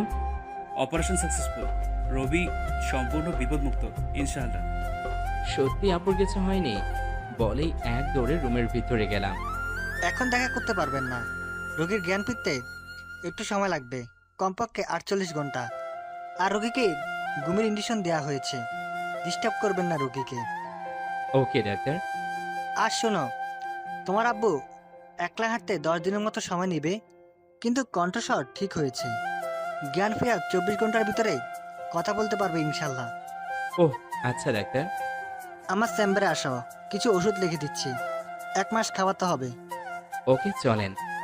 তারপর আমি ডাক্তারের কেবিনে গেলাম। ডাক্তার আমাকে কিছু নির্দেশনা দিলেন। সেগুলো হলো, আব্বুকে কখনো প্রেশার দেওয়া যাবে না, কোনো টেনশন করা যাবে না, সুস্থ হলে সব কাজ করতে পারবে, সেক্ষেত্রে কোনো সমস্যা হবে না। আর আব্বুর জ্ঞান ফিরবে 48 ঘন্টার মধ্যে। কয়েকদিন কথা বলতে পারবে না, আর কয়েকদিন হেঁটে নিয়ে বেড়াতে হবে, যেমন করে আমরা ছোট বাচ্চাদের হাঁটা শিক্ষা দেই। আর কিছু ঔষধ লিখে দিলেন, সেগুলো কমপক্ষে 6 মাস সেবন করতে হবে। যাই হোক, আম্মু কান্না করতে করতে ক্লান্ত হয়ে ঘুমিয়ে পড়েছে। আব্বুর যে অপারেশন শেষ হয়েছে সে কথা আম্মু আর কণা এখনো জানতে পারেনি। তাই ডাক্তারের কাছ থেকে প্রেসক্রিপশন নিলাম। সেখান থেকে আম্মু আর কণা যেখানে বসে আছে সেখানে গেলাম। আম্মুকে ডেকে তুললাম, সাথে কণাও উঠল। আম্মু ঘুম ভাঙা মাত্রই, বাবা, তোর আব্বু কোথায়? ভিতরে আছে। অপারেশন তো শেষ হয়েছে তাই না? অপারেশন শেষ হয়েছে। তোর আব্বু কোথায় সেটা আগে বল। ভিতরে আছে। অপারেশন সাকসেসফুল হয়েছে। 48 ঘন্টায় আব্বুকে ডিস্টার্ব করা যাবে না। সত্যি বাবা? আমি শুধু দেখেই চলে আসবো। আমিও যাব। চলো, কিন্তু শব্দ করলে আব্বুর মাথার সমস্যা হতে পারে। তারপর আমি কেবিনে ঢুকলাম, সাথে আম্মু এবং কণাও আছে। কণা ঢুকেই আব্বুর পাঞ্চ চেক করলো, আর আম্মু ঢুকে আব্বুর শরীরে হাত রেখে দেখলো। তারপর, আম্মু এবার বাইরে চলো। আমি বাইরে যাব না বাবা, তোরা বাইরে যা। সমস্যা হতে পারে আম্মু। বললাম তো কোনো সমস্যা হবে না, আমি কোনো শব্দ করব না। আচ্ছা বসে থাকো, আমরা বাইরে আছি। আব্বুর পাশে একটা চেয়ার এনে আম্মুকে বসিয়ে দিয়ে, বাবা তোরা দুজন কিছু খেয়ে আয়। আচ্ছা। আম্মু কেবিনে বসে আছে, আমি আর কণা বাইরে আসলাম তখন। এই, তোমার কাছে কি টাকা আছে? আমি কার্ড রেখে দিয়েছি। ও, রেখে দাও, টাকা লাগতে পারে। বলেই আমি বাইরে যাওয়ার জন্য পা বাড়ালাম। কোথায় যাচ্ছ তুমি? আমি খাবার কিনে আনতেছি। দাঁড়াও, মিথ্যা বলতে পারো না, বলো কেন? মিথ্যা বললাম কখন আমি? জানি তোমার কাছে কোনো টাকা নেই, এখান থেকে খাবার নিয়ে আসিও। আচ্ছা, আসলে আমার কাছে 5,000 টাকা ছিল মাত্র। তুমি কোথায় থাকবা? কোথায় আবার? আম্মুর সাথে। ওকে। কণা আম্মুর কাছে গেল, আর আমি বাইরে গেলাম। সেখানে ভাত না পেয়ে বিরিয়ানি নিয়ে আসলাম। 4 প্যাকেট বিরিয়ানি নিয়ে আসলাম। এসেই, আম্মু এদিকে এসে তুলে খাওয়া আমাদের। আচ্ছা চল। তারপর আম্মু আমাকে আর কণাকে খাইয়ে দিচ্ছে, আর আমরা দুজন আবার আম্মুকে খাইয়ে দিচ্ছি। খাওয়ার এক পর্যায়ে, আজ আমি অনেক খুশি। আমরাও। আজ আব্বুর অপারেশন হয়ে অনেক শান্তি লাগছে। কণা টাকা না দিলে এটা হতো না কখনো। তোর আব্বু সুস্থ হলে তোদের বিয়ে দেব। আগে আব্বু সুস্থ হোক তো।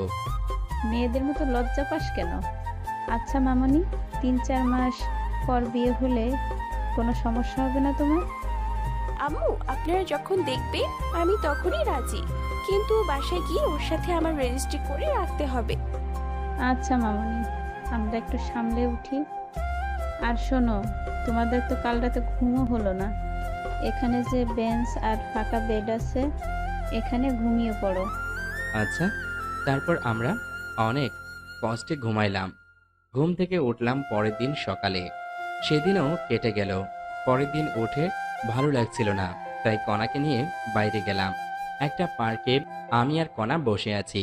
তখন, আচ্ছা বলো তো, তোমার কোন শর্তগুলো পূরণ করতে হবে? যখন তুমি আমার কথা শুনবা না তখন বলবো। আচ্ছা বলেই জড়িয়ে ধরলাম। তখন ওই কণা একটা আইসক্রিমের ভাসমান দোকান দেখে আইসক্রিমের বায়না ধরলো। মহারানী আইসক্রিম খাবে। আমি আইসক্রিম এনে দিলাম। আইসক্রিম আমার একেবারে অপছন্দ। আমাকেও খেতে বলল, কিন্তু আমি খেলাম না। কণা আইসক্রিম খাচ্ছে ছোট বাচ্চাদের মতো করে। খাওয়া শেষে ছোটদের মতো চারপাশে আইসক্রিম লেগে আছে। তোমার ঠোঁট মুছে ফেলো। আমি পারবো না। দেখো, ঠোঁট পরিষ্কার করো, না হলে ঠোঁট কামড়ে ছিঁড়ে ফেলবো কিন্তু। ছিঁড়ে ফেলো, তোমার জন্যই তো রাখা। তারপর আর কি লাগে, ফায়দা যাকে বলে। কণাকে লিপ কিস করতে লাগলাম। কণাও আমাকে জড়িয়ে ধরলো। ওর ঠোঁটে আর এক বিন্দু আইসক্রিম লেগে নেই, তবুও আমি ছাড়লাম না ওকে। তারপর ধীরে ধীরে গলায় কিস করলাম। তখনই কণা কেঁপে উঠে আমাকে জড়িয়ে ধরলো। আমিও আবার শুরু করলাম। তখনই পেছন থেকে, এই আপনারা শিশু পার্কে এসব কি করেন? জরিমানা ধরা হবে কিন্তু। দুঃখিত, আমরা যাচ্ছি। তারপর আরো কিছুক্ষণ ঘুরলাম। সন্ধ্যার দিকে আম্মুর জন্য খাবার নিয়ে হাসপাতালে আসলাম। হাসপাতালে এসে দেখি আব্বু হাত নাড়ানাড়ি করতেছে। তখনই আমি ডাক্তারকে ডেকে আনলাম। ডাক্তার আব্বুকে চেক আপ করে, I can't believe this. Any problem doctor? না, একটা সুখবর আছে। কি সেই খবর? আসলে আপনার আব্বুর শরীরে অনেক ধরনের জিন বিদ্যমান, তাই আপনার আব্বুর অভিযোজন ক্ষমতাও বেশি। খুব সহজেই খুব বেশি সব পরিবেশে খাপ খাইয়ে দিতে পারে। আপনার আব্বুর সেসব এনজাইমের জন্য আপনার আব্বুর শরীরে ভারসাম্য ফিরে পেয়েছে, কিন্তু এখনো জ্ঞান ফেরেনি। আর কথা বলতে পারবে কিছুক্ষণ পর। সত্যি ডাক্তার? আর ঘুমের ওষুধ দেয়নি, কিছুক্ষণের মধ্যে আপনার আব্বুর ঘুম ভেঙে যাবে। ভালো কিছু খাইয়ে দিন, আমি আসি এখন। ওকে। তারপর ডাক্তার চলে গেল। আমি অনেক খুশি, আব্বু আবার আগের মতো চলতে পারবে। যাই হোক, আব্বুর জ্ঞান রাত 2টোর দিকে আসলো। ওঠা মাত্র আব্বুকে বাইরে থেকে আনা খাবার খাওয়াইলাম। ঔষধ খাইয়ে দিয়ে আব্বুকে রেস্ট নিতে দিলাম। আব্বু হাত পা নাড়াতে পারে, কিন্তু পা ফেলতে ভয় পায়। আর কথা বলার চেষ্টা করে, মুখ দিয়ে বাতাসও বের হয়, কিন্তু আওয়াজটা বের হয় না। যাই হোক, আমি আর আম্মু মিলে আব্বুকে কিছুক্ষণ হাঁটালাম। তারপর আবার রেস্ট নিতে দিলাম। পরের দিন সকালে কিছুক্ষণ চেষ্টা করতেই আব্বু হাঁটতে সফল হলো। সেদিন আমাদের হাসপাতাল থেকে রিলিজ দিল। সেদিন রাতে আমরা টিকিট কেটে ফেললাম। আব্বু ইশারা দিয়ে কথা বলে। টিকিট কাটা শেষ। আমরা একটা ছোট্ট হোটেলে গিয়ে রাতের খাবার খেয়ে কিছু ব্যাগে প্যাকেট করে নিলাম। সন্ধ্যার সময় এয়ারপোর্টের ভিতরে প্রবেশ করলাম। রাত 8টায় প্লেন উড়াল দিল। পরের দিন ঢাকা শাহজালাল আন্তর্জাতিক বিমানবন্দরে নেমে কণার বাসায় গেলাম এবং কণার আব্বুর নামে যা শুনলাম তা শুনে দ্রুত সন্ধ্যার সময় আমরা এয়ারপোর্টের ভিতরে আসলাম। সিঙ্গাপুরের সময় রাত 11টায় আমাদের ফ্লাইট। আগে থেকেই জানতাম অনেক সময় ভিতরে বসে থাকা লাগবে, তাই রাতের জন্য হালকা নাস্তা নিয়ে নিয়েছিলাম। রাত 9টার দিকে নাস্তা করলাম সবাই মিলে। আমরা এয়ারপোর্টের ভিতরে সোফায় বসে আছি। তখনই ভাবলাম আব্বুকে একটু ধরে ধরে হাঁটিয়ে নেই। সেই অনুযায়ী কাজও করলাম। প্রায় আধা ঘন্টা হাঁটালাম। আল্লাহর অশেষ রহমতে আব্বু ভালোভাবে হাঁটতে পারছে। কিছুক্ষণ পর সকল যাত্রীকে প্লেনে উপস্থিত হতে বলা হলো। আমরাও প্লেনের ভিতরে গেলাম। আমাদের 4 জনের সিট একসাথেই পড়েছে। আমাদের সিট বেল্ট বেঁধে দিল বিমান বালারা। রাত 11টায় প্লেন উড়াল দিল। আমরাও ঘুমিয়ে পড়লাম। আমার পাশে কণা, তারপর আম্মু, তারপর আব্বুর সিট পড়েছে। আমাদের প্রত্যেকে একটা করে কম্বল দেওয়া হলো। কণা ওর জন্য দেওয়া কম্বলটি রেখে দিল। কম্বল রেখে দিলে কেন? আমাদের একটা কম্বলই যথেষ্ট। কেমন করে একটা দিয়ে হবে, যে ছোট একটা কম্বল? এতেই হবে। আমি তোমায় জড়িয়ে ধরে ঘুমাবো, তোমার কাঁধে মাথা রাখবো। খালি ফাজলামো না? ঠিক আছে, আমার কাঁধে মাথা দিয়ে ঘুমাও। লক্ষ্মী মেয়ে। কণার কপালে একটা চুমু দিয়ে বললাম। আমি আব্বু আম্মুর দিকে দেখলাম ঘুমিয়ে পড়েছে। আব্বু আম্মুর শরীরের কম্বল ভালো করে গায়ে দিয়ে দিলাম যাতে ঠান্ডা না লাগে। তারপর সিটে বসলাম। তখন কণা আমার কাঁধে মাথা রেখে ঘুমিয়ে পড়ল। আমাকে দেওয়া কম্বলটি আমাদের দুজনের শরীরে দেওয়ার চেষ্টা করলাম, কিন্তু ছোট হওয়ায় পারলাম না। আর তখন আমি বিমানবালার কাছ থেকে আরেকটা কম্বল নিয়ে কণাকে ভালো করে ঢেকে দিলাম। একে অপরের সাথে জড়াজড়ি করে ঘুমিয়ে পড়লাম। ঘুম ভাঙলো বিমানের একটা সিগন্যালে। প্লেন এখন ল্যান্ড করবে, তাই সবাইকে জাগ্রত করার জন্য এক ধরনের সাউন্ড সিস্টেম ব্যবহার করে আমরা সিগন্যালের আওয়াজে জাগ্রত হয়ে গেলাম। প্রায় 30 মিনিট লাগলো প্লেন শাহজালাল আন্তর্জাতিক বিমানবন্দরে ল্যান্ড করতে। ল্যান্ড করার পর আব্বুকে ধরলাম এবং নিচে নামাতে সাহায্য করলাম। নিচে নামার পর থেকে আব্বু নিজে নিজেই আমাদের সাথে হাঁটতে শুরু করলো। ল্যান্ড করার পর আমরা প্লেন থেকে নেমে রিসিভ রুমে আসলাম। রিসিভ রুম থেকে ব্যাগ রিসিভ করে এয়ারপোর্টের বাইরে আসলাম। আমার ছোট্ট বোন আনহা আর চাচাতো ভাই আদনানকে আসতে বলা হয়েছিল। আমরা এয়ারপোর্টের বাইরে এসে দেখলাম ওরা দাঁড়িয়ে আছে। আনহা আব্বুকে দেখে দৌড়ে এসে কান্না শুরু করে দিল। আব্বু নীরবে চোখের পানি ফেলতে লাগলো। আমি সান্ত্বনা দিয়ে একটা ট্যাক্সি নিয়ে আমরা সবাই কণার বাসায় আসলাম। আমি ব্যাগ নিয়ে আগেই দোতলায় গেলাম। বাসায় এসে কলিং বেল দিলাম। আমার আব্বুর বয়সী একজন পুরুষ দরজা খুলে দিল। কে আপনি? এই বাসায় কি চাই? সরি, আপনাকে তো চিনলাম না। আমি এই বাসার মালিক। আমার শাশুড়িকে ভয় দেখিয়ে বাড়ি দখল বলেই লাঠি ঘুষতে লাগলাম। বাবা, তুমি এতদিন কোথায় ছিলে? বাবা মানে? এই লোকটাকে? উনি আমার বাবা। ভিতরে আসো। আর বেআইন আপনারাও আসেন। চলেন বিয়াই। তারপর আমরা সবাই সোফায় গিয়ে বসলাম। তখন আব্বু, তুমি এই 2 বছর কোথায় ছিলে? হ্যাঁ, কিছু কাজ ছিল মামুনি। আর কোথাও তোমার যাওয়া হচ্ছে না? আর কোথাও যাব না, অবসর নিয়ে তবেই এসেছি। বেআইন, আমি একজন কমিশনার ছিলাম। আমাদের দেশে মাদকের ব্যবহার অধিক ছিল, আর আমি ট্রেনিংয়ে মেডেল জিতেছিলাম। তাই সরকার আমায় ডেকে পাঠায়। তারপর আমাদের একটা মিটিং হয়। সেই মিটিংয়ে 60 সদস্য বিশিষ্ট একটা দল তৈরি করি। এদের মূল কাজ মাদকের গডফাদারকে ধরা। আমরা এই মিশনের জন্য উঠে পড়ে লেগি। বাসায় থাকলে সমস্যা হতো, তাই আমি কাউকে না জানিয়েই পালিয়ে যাই। মিশন ছিল জীবন মরণের, ধরা পড়লে মৃত্যু নিশ্চিত। আমরা দেশের ভিতরে এবং বাইরে 2 বছর নিরলস প্রচেষ্টার পর 7 দিন আগে ওই সন্ত্রাসীকে ধরিয়ে দিই এবং আবার মেডেল পাই। সেদিনই চাকরির অবসরের আবেদন করি। অফিসাররা অবাক হয়েছিল এবং তারা আমাকে চাকরিতে জোর করে রাখতে চেয়েছিল, কিন্তু পারেনি। আমি পরশুদিন বাসায় এসে সব শুনলাম। বিয়ের নাকি অপারেশন হচ্ছে। আপনার মেয়েই টাকা দিয়েছিল। আমাদের তো অপারেশন করার কোনো সামর্থ্য ছিল না। বেআইন, আমার যা কিছু আছে সব কণা মামুনির, আর আমার মেয়ে আবার আপনার বাড়ির বউ। আর এসব কথা বাদ দেন। এখন বেআইয়ের কি অবস্থা? হাঁটতে পারতেছে, কিন্তু কথা বলতে পারতেছে না। মুখ দিয়ে বাতাস বের হয়। ডাক্তার বলেছে 1 সপ্তাহের মধ্যেই কথা বলতে পারবে। আল্লাহ যেন তাড়াতাড়ি সুস্থ করে দেন। আচ্ছা বেআই, কণা আর ফারুকের সম্পর্ক নিয়ে আপনার মন খারাপ হয়নি? বেআইন, কণা আগে রিলেশন করতো আপনার ছেলের সাথে। আমি জানতাম রিলেশন করে, কিন্তু আপনার ছেলেকে দেখিনি। পরে যখন ওদের ব্রেকআপ হয়েছে এবং আমার মেয়ে বাইরে চলে যায়, মেয়ে আমাকে বুঝতে দেয়নি। তারপর আমি মিশনে গিয়েছিলাম। বাসায় এসে জানতে পারলাম ব্যাপারটা। প্রথমে রাগ হয়েছিল, কিন্তু পরে সব শোনার পর অনেক খুশি লাগতেছে। বিয়াই, আপনার মেয়েকে আমি অনেক পছন্দ করি।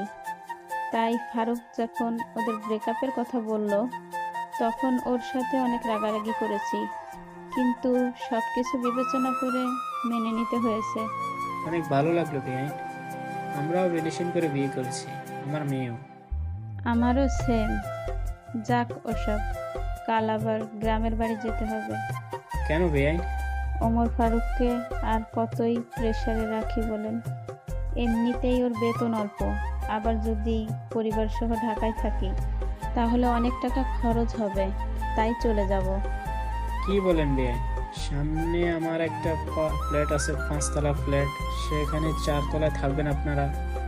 বিআই, অনেক উপকার করেছেন, তাই জীবনে শোধ করতে পারবো না, আর উপকার করবেন না। বিয়াই, কি বলেন এসব?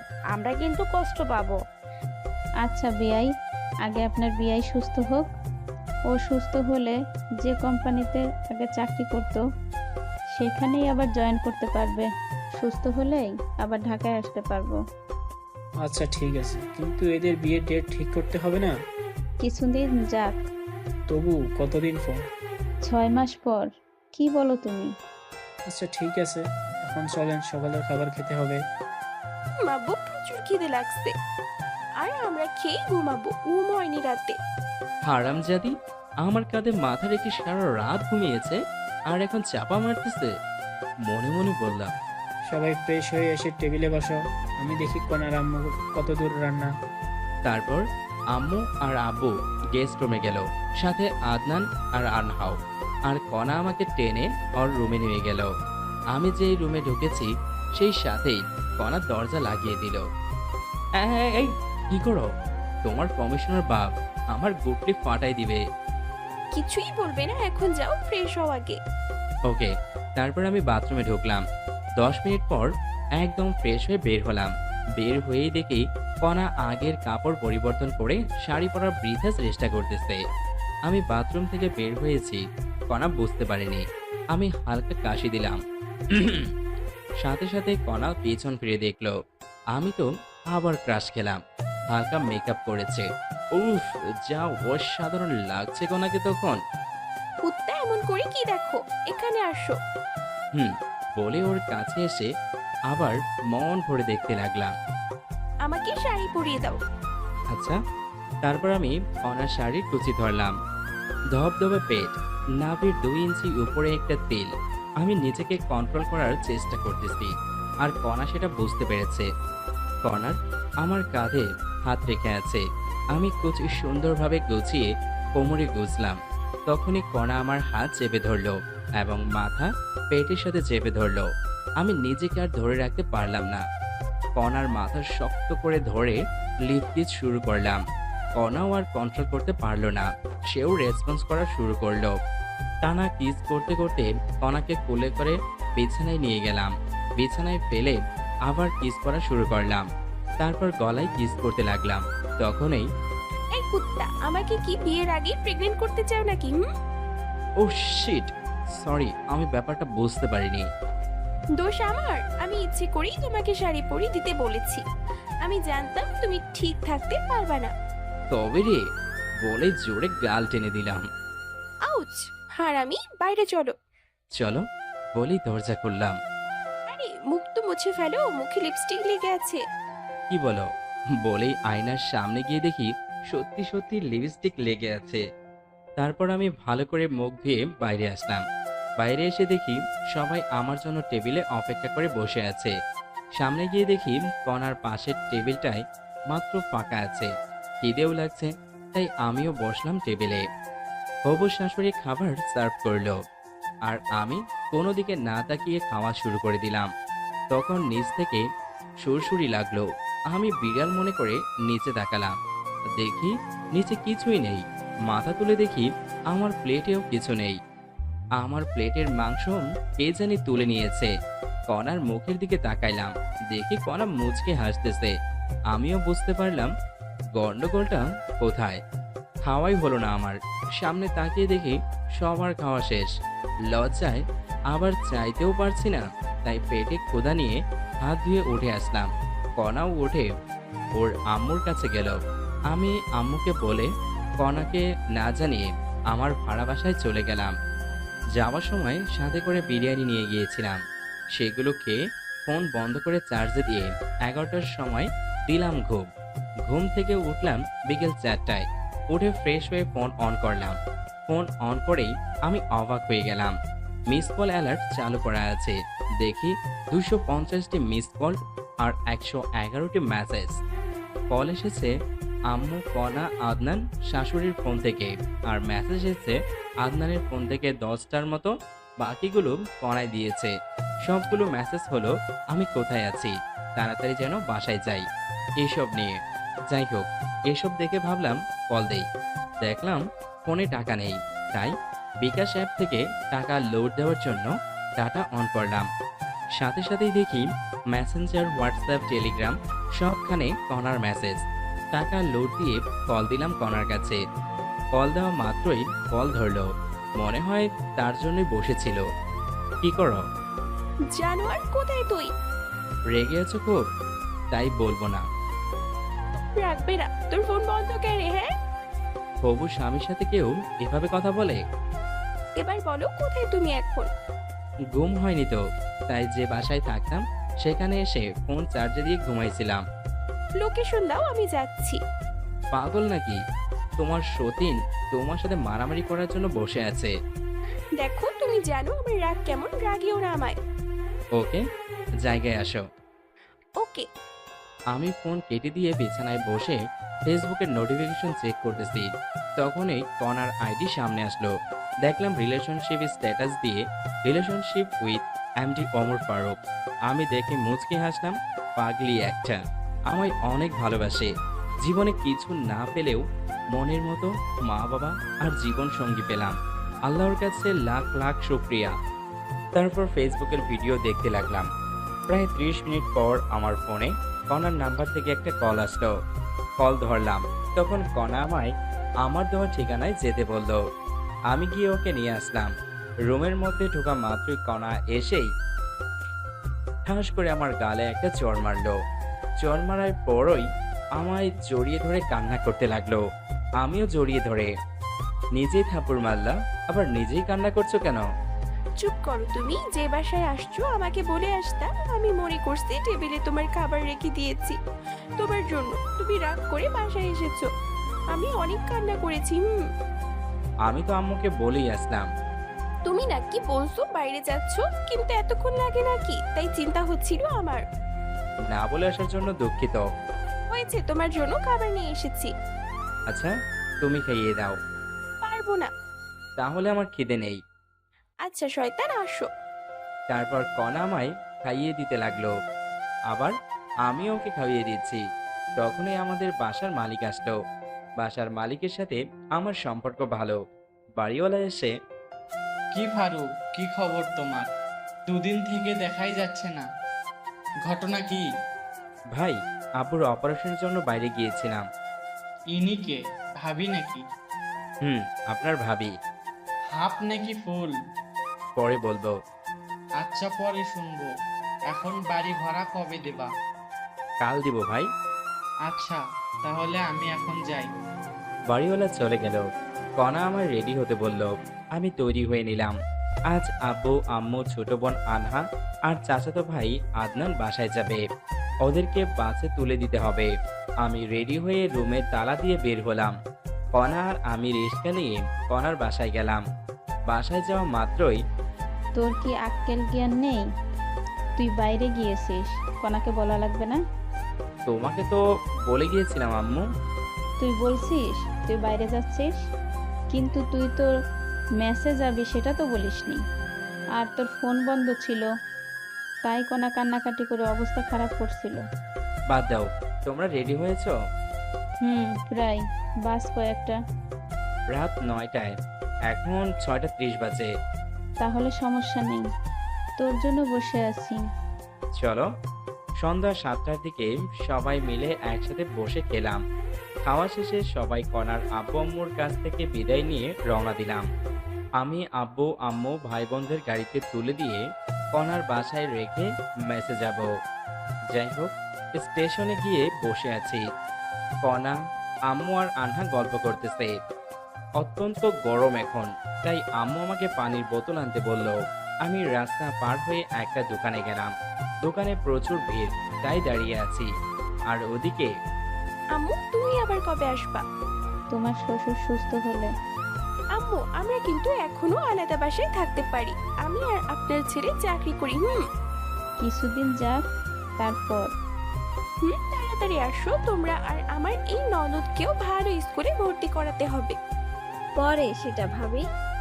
আমার পরীক্ষা সব কমপ্লিট, 6 মাস পর পরীক্ষা। সত্যি? তাহলে আমি তোমার পরীক্ষার আগেই যাব ওখানে। আচ্ছা ভাবি, আসিও, অনেক মজা হবে। যাই হোক, ওরা এমন আরো কথা বলতেছে। আর এদিকে আমি পানির বোতল কিনে রাস্তা পার হচ্ছি। তখনই প্রায় 2 বছর পর চিরচেনা আব্বুর কণ্ঠস্বর শুনতে পেয়ে দৌড় দিলাম। আমি তো শকড হয়ে গেলাম। আমার অনেক খুশি লাগতেছে, কিন্তু আব্বু কি জানি ইশারা করছে আর বলতেছে, আরে পাগল ছেলে, সামনে দেখ। বলেই আব্বু আমার কাছে দৌড়ে আসতেছে। আমি সামনে তাকিয়ে দেখি 20 হাত দূরে একটা সিএনজি 60 কিলোমিটার বেগে ছুটে আসতেছে। সিএনজির গতি দেখে আমি ভয়ে কি করব ভেবে পাচ্ছি না। আমার ব্রেন কাজ করা বন্ধ করে দিয়েছে। আমি আমার মৃত্যু দেখতে পারতেছি। আমি ভয়ে চোখ বন্ধ করলাম। তখন আমার মনে হলো আমাকে কেউ আচমকা টান দিল। আমি বুঝতে পারলাম আমি কোথাও পড়ে গিয়েছি, কিন্তু আমার শরীরে মনে হয় শক্তি নেই। কেউ একজন আমাকে ধাক্কাচ্ছে। তখনই আমার চিন্তা শক্তি কাজ করতে শুরু করে দিল। আমি চোখ খুললাম। খোলা মাত্রই, বাবা তোর কিছু হয়নি তো? কিছু হয়নি তো মনে হয় বলেই দাঁড়িয়ে আমার শরীর দেখতেছি। চারপাশ দেখে আসবি না? ভুল হয়েছে, এবার চলো। চল। আম্মুকে বলিও না, আবার চিন্তা করবে। আচ্ছা। তারপর আমি আমার শরীরের ধুলা ঝেড়ে ফেলে দিলাম। তারপর আব্বু আর আমি, আম্মু, কণা আর আনহাদের কাছে আসলাম। আব্বু যখন এসে সবার সামনে কথা বলল, সবাই আনন্দে হই দিয়ে উঠল। আর আম্মু তো খুশিতে কান্না করতে লাগলো। তখনই এই একসাথে এত খুশি কোথায় রাখি? তুমি যাও বাবার কন্যা, ফলের রস নিয়ে আসো। ওকে, যাচ্ছি বলেই যেতে লাগলাম। কোথায় যাচ্ছিস? ফলের রস নিয়ে আসি। লাগবে না। আব্বু নিয়ে আসুক না। আরে ফারুক, কোথাও যাবে না। জানো কি হয়েছিল একটু আগে? কি হয়েছিল আব্বু? কিছু হয়নি বলেই আব্বুর মুখ চেপে ধরলাম। কি হয়েছিল বলো, না হলে তোমার অবস্থা খারাপ আছে। আসলে কি এত বড় ঘটনা ঘটে গেছে আর আমরা কিছুই জানি না? তোর যদি কিছু হয়ে যেত তাহলে আমরা কি নিয়ে বাঁচতাম বাবা? আরে চিন্তা করো না তো, কিচ্ছু হয়নি তো। হলে আর কি হতো, মরে যেতাম। কান্না করার মতো কেউই নেই। এসব কথা বলিস না বাবা, আমার একটাই ছেলে বাবা। চলো তো একটু ওয়াশরুমে যাব। চলো। তারপর আম্মুকে চুপ করে থাকতে বললাম। আব্বু আমার আম্মুকে সান্ত্বনা দিচ্ছে, আর আমি কণাকে নিয়ে বাস কাউন্টারে ওয়াশরুমে ঢুকলাম। কণা ভিতরে ঢুকে উকি দিয়ে কি জানি দেখলো। তারপর হঠাৎ দরজা বন্ধ করে দিয়ে আমার শার্টের কলার ধরলো। তখন এই কি করছো? তুই কি বললি কিছুক্ষণ আগে? কি বলছি আমি? কি বললি তুই মরে যাবি? তোর কিছু হলে আমি কি নিয়ে বাঁচবো বল? সরি, আর বলবো না। সাবধানে দেখে শুনে বের হবে না তুমি। তোমার কিছু হলে আমি কি নিয়ে বাঁচবো? তোমার আর আম্মুর দোয়া আর আল্লাহর রহমত থাকলে আমার কিছুই হবে না। সব সময় তোমার জন্য দোয়া করি আমি। এবার কিস করো। তাই তো, তোমায় অনেক ভালোবাসি। কচু বাস্য, তাই তো আমার কথা চিন্তাও করো না, শুধু বাজে কথা বলো। মৃত্যু ছাড়া আমি তোমায় ছেড়ে কোথাও যাব না বলে জড়িয়ে ধরে কপালে একটা চুমু খেলাম। জানো আমার না খুব কান্না আসছিল যখন তুমি কথাগুলো বলছিলে।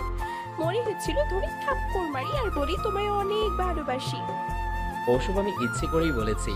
দেখলাম তুমি আমাকে কেমন ভালোবাসো বলেই চোখের পানি মুছে দিলাম।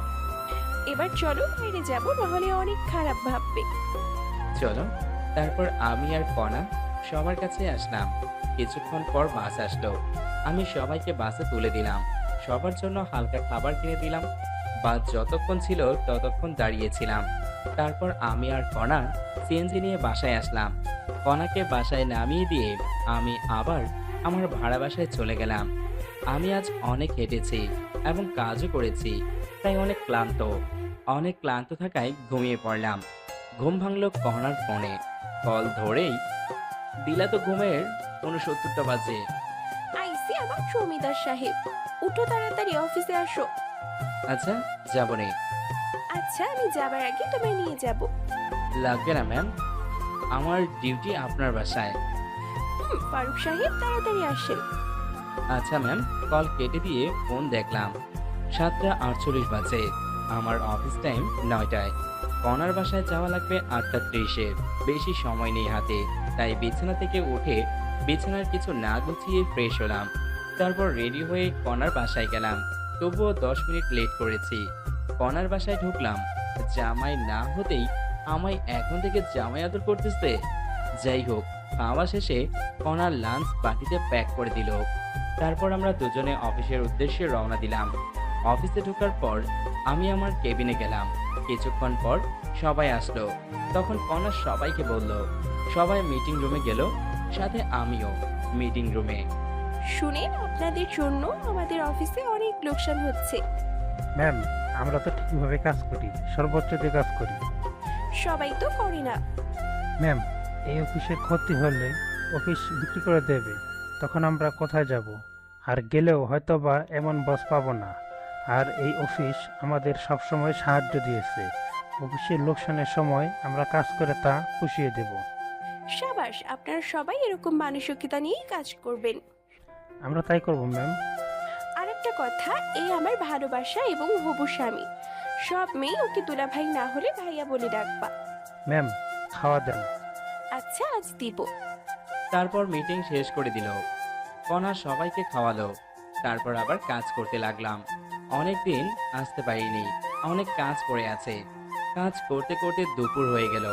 লাঞ্চের সময় কণা ডাকলো। কণার কেবিনে লাঞ্চ করলাম। লাঞ্চ শেষে আবার কাজ করতে লাগলাম। ছুটি হলে কণা আর আমি অফিসের গাড়ি নিয়ে একটু ঘুরে বেড়াই। তারপর কণার বাসায় গিয়ে রাতের খাবার খেয়ে বাসায় যাই। এভাবে চলে গেল 7 দিন। অফিসের কাজের প্রচুর চাপ। কোম্পানির লোকসান সবাইকে দিয়ে তুলে নেওয়া হচ্ছে। এই মাস প্রায় শেষ হয়ে যাচ্ছে। মাসের আছে আর বাকি মাত্র 5 দিন। অফিসে যাওয়ার জন্য বের হয়েছি। তখন মেসেঞ্জারে আমার গ্রামের এক বান্ধবীর কল পেলাম। কি রে ফারুক, কেমন আছিস?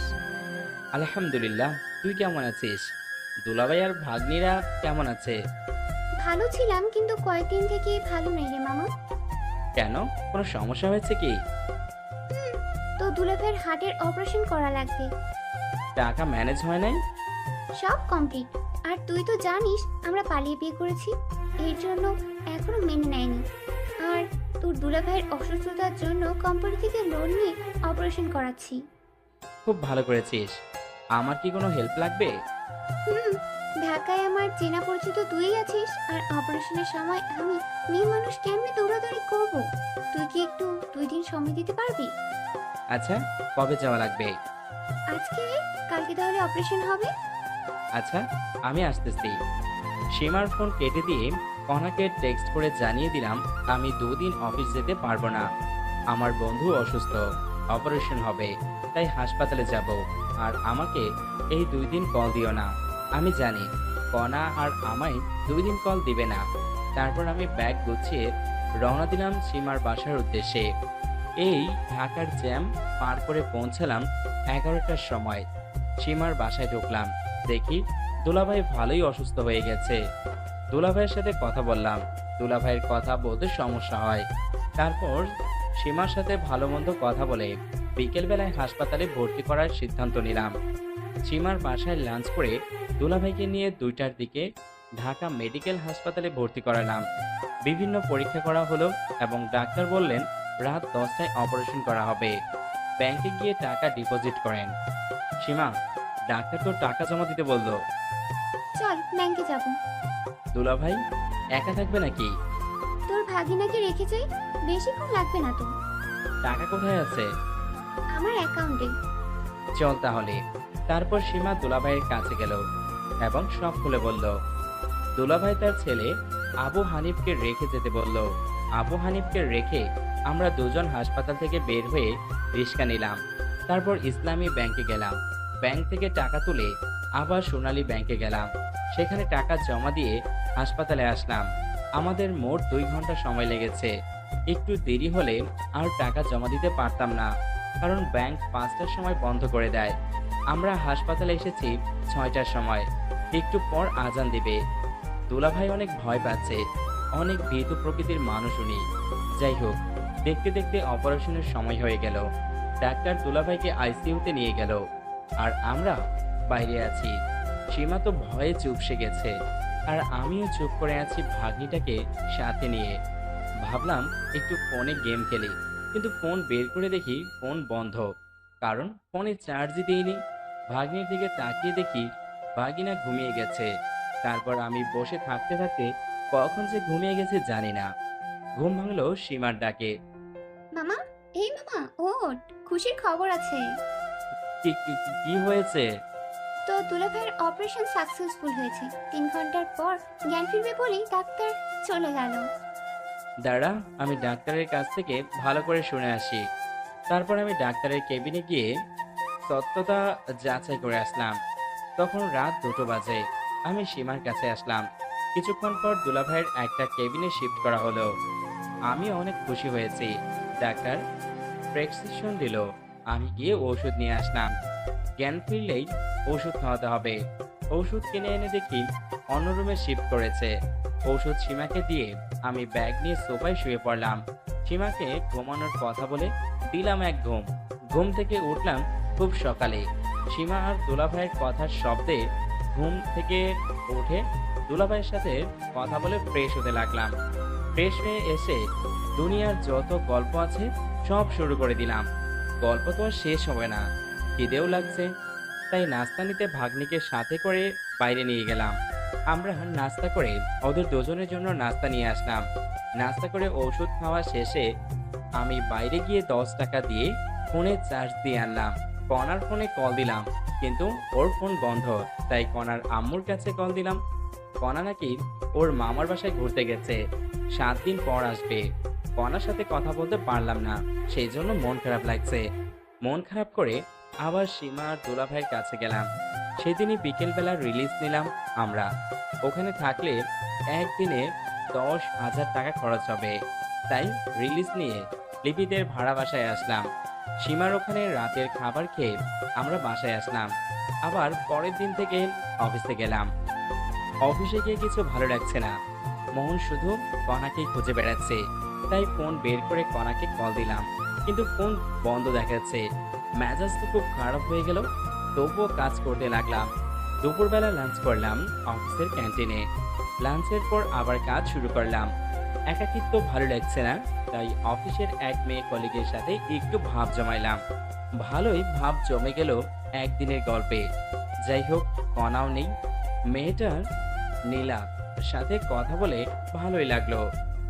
এভাবেই 3 দিন গেল। কনার কোনো খোঁজ নেই, ফোন বন্ধ করে রেখেছে। হাসপাতালে যখন ছিলাম তখন আমার ফোন বন্ধ ছিল, তাই কনা আমার উপর রাগ করে ফোন বন্ধ করে রেখেছে। আর তাই আমি অফিসের একটা মেয়ের সাথে দেখিয়ে দেখিয়ে গল্প করতেছি। আমি জানি লিপি আমার সব কথা কনাকে জানাচ্ছে। অনেক ভেবেচিন্তে নীলাকে সব খুলে বললাম, আর ওকে একটু অভিনয় করতে বললাম। নীলাও খুব সুন্দরভাবে লিপির সামনে অভিনয় করে। যাই হোক, এভাবে 4র্থ দিন চলে গেল। 5ম দিন নীলা আগে গেল অফিস। এই নীলা, শোনো। জি আপু, বলুন। তুমি জানো না কনা ফারুককে ভালোবাসে? কয়েকদিন পর ওদের বিয়ে। তো আমি ওকে ভালোবাসি। চাকরি হারাতে চাও নাকি? হারালে হারাবো, ফারুক আছে না। আর কনা ম্যাম ওনাকে কি ভালোবাসে যে কয়েকদিন থেকে কল ধরে না? আরে আবাল, কনা ফারুকের গ্রামের বাসায় গেছে। আগামী 7 দিনের মধ্যে ওদের বিয়ে হবে। ও আপু, আসলে আমাদের মাঝে না কিছু নেই। ভাইয়া অনেক ভয়ে ছিল যে ম্যাম বোধহয় রাগ করে চলে গেছে, আর ম্যামের ঠিকানা কেউ দিচ্ছিল না। তাই ভাইরে প্ল্যানটি করে, কারণ ভাইয়া জানি আপনি সব কথাই কনা ম্যামকে বলবেন। তাই নাকি? ফারুক ভাইকে যতটা ফাজিল ভাবতাম, উনি তো দেখি তার চেয়েও বেশি ফাজিল। আপু, আর আমার চাকরির যেন কিছু না হয়।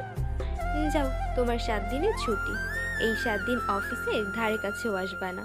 ফারুক ভাই কল দিলে বলবা গ্রামের বাসায় গেছো। আমরা একটু এদিকে মজা নিই। আচ্ছা আপু। তারপর নীলা চলে গেল। আমি অফিসে ঢুকে দেখলাম কনাও নেই, নীলাও নেই। তারপর লিপিকে গিয়ে ধরলাম। কনা কোথায়? জানি না আমি। ভালো, আরেকটা কথা শুনে রেখো, কনা ফিরে এসে আমায় খুঁজে পাবে না। সিরিয়াস ভাব নিয়ে ডক মেরে চলে আসতে ধরলাম। ভাইয়া, এসব কথা বলবেন না। আপনাকে সারপ্রাইজ দেওয়ার জন্য কনা এসব করতেছে। তাই নাকি? একটু কাজ দিবা? সারপ্রাইজ ভালো নাকি খারাপ? সুন্দর সারপ্রাইজ ভাইয়া। তাহলে আমি নিশ্চিন্তে থাকলাম। আর নীলাকে চাকরি থেকে বের করে দিও না আবার। কেন? ওকে তো বের করে দিব। থাপ্পড় খাবা? আমি ওকে অনেক অনুরোধ করায় অভিনয় করতে রাজি হয়েছিল। আর ওর বয়ফ্রেন্ড আছে। তোমার আপুর মতো সন্দেহ করে না আবার। হোক। আর আজ আমার সাথে লাঞ্চ করবেন। আমি মেয়েদের সাথে লাঞ্চ করি না। কণা বোধহয় ছেলে। বেশি বোঝো কেন? আমাকে ছুটি দাও, আমি বাসায় যাব। আপনার অফিস না করলেও চলবে। শালি আছে না, ওখান থেকে নিজের কেবিনে গেলাম। দুপুর পর্যন্ত কাজ করে বাসায় আসলাম। পরিচিত এক ফার্মেসি থেকে ঘুমের ঔষধ এনে খেয়ে দিলাম এক ঘুম। উঠলাম পরের দিন দুপুরবেলা। উঠে আবার ফোন টিপতে লাগলাম। মাগরিবের আগে আগে কণার আম্মুর ফোন থেকে কল আসলো। আমি ধরলাম। তখনই বাবা বাবা কণা কণার কি হয়েছে বলেন? কণার আমি আবার কল দিলাম, ফোন বন্ধ। কণার ফোনও বন্ধ। কণার আব্বুর ফোনও বন্ধ হয়ে আছে। মেজাজ খুবই খারাপ। ট্রাউজার পরা অবস্থায় মোবাইল নিয়ে দিলাম দৌড়। রিস্কে করে কণার বাসায় গেলাম। বাসায় গিয়ে দেখি পুরো বাসা বিয়ে সাজে সাজানো। আমি দৌড়ে ভিতরে গিয়ে কণার আম্মুর কাছে গেলাম। কণা কোথায়? কণার কি হয়েছে? ওর আজ বিয়ে বাবা, অন্য একটা ছেলের সাথে। ওই ছেলেটাকে ভালোবেসে ফেলেছে এই কয়দিনে। কি বলেন আপনি? আর আমি কি? বাবা আমার কাছে কিছু বলে লাভ নেই, কণার কাছে যাও, কণা রুমে আছে। আমি এক দৌড়ে কণার রুমে গেলাম। গিয়ে দেখি ওকে সাজানো হচ্ছে। আমি সবাইকে বাইরে যাওয়ার অনুরোধ করলাম। সবাই বাইরে গেল আর আমি দরজা লাগিয়ে দিলাম। কণা, এগুলো কি শুনছি? কি শুনছি আমি? যা শুনছো তাই সত্যি, আমি বিয়ে করতেছি অন্য ছেলেকে। আমার অপরাধ কি? ভিখারির ছেলের শখ দেখো। ওই ছেলে আমার ক্রাশ ছিল, অনেক প্রপোজ করেছি কিন্তু রাজি হয়নি, দুদিন আগে রাজি হয়েছে। ওহ ভালো ম্যাম, আপনি সুখে থাকলেই আমি খুশি। আর আপনার টাকা কিছুদিন গেলেই দিয়ে দিব। লাগবে না, তোদের পরিবারকে ওই টাকা দান করে দিলাম। ম্যাম লাগবে না, আমি শোধ করে দিব। ভালো থাকবেন, সুখে থাকবেন। আর জীবনে দেখা হবে না আপনার সাথে। বলেই ওর দেওয়া আংটি খুলে ওর হাতে দিয়ে রুমের দরজা খুলে কান্না করতে করতে সিঁড়ি দিয়ে নামলাম। নেমেই ফার্মেসিতে গিয়ে 4 পাতা ঘুমের ঔষধ সিস্টেম করে কিনে বাসায় গেলাম। সাথে 4 প্যাকেট সিগারেটও নিলাম। বাসায় গিয়ে শুয়ে পড়লাম। কি করব ভেবে পাচ্ছি না। ভাবতেছি আত্মহত্যা করব। আবার বাবা মায়ের মুখের দিকে তাকিয়ে পড়তে মন চাচ্ছে না। আমি পানি আনলাম, ঘুমের ঔষধ খেয়ে শুয়ে যাব। ঘুমানোর আগে কণাকে দেওয়ার জন্য একটা মেসেজ লেখা শুরু করলাম। তখনই আমার ফোনে কণার ফোন থেকে কল আসলো। আবার কল দিছো কেন? বললাম না আমি কোনো দিন তোমায় ডিস্টার্ব করবো না। প্যাক প্যাক না করে তোমার দরজা খুলে দাও।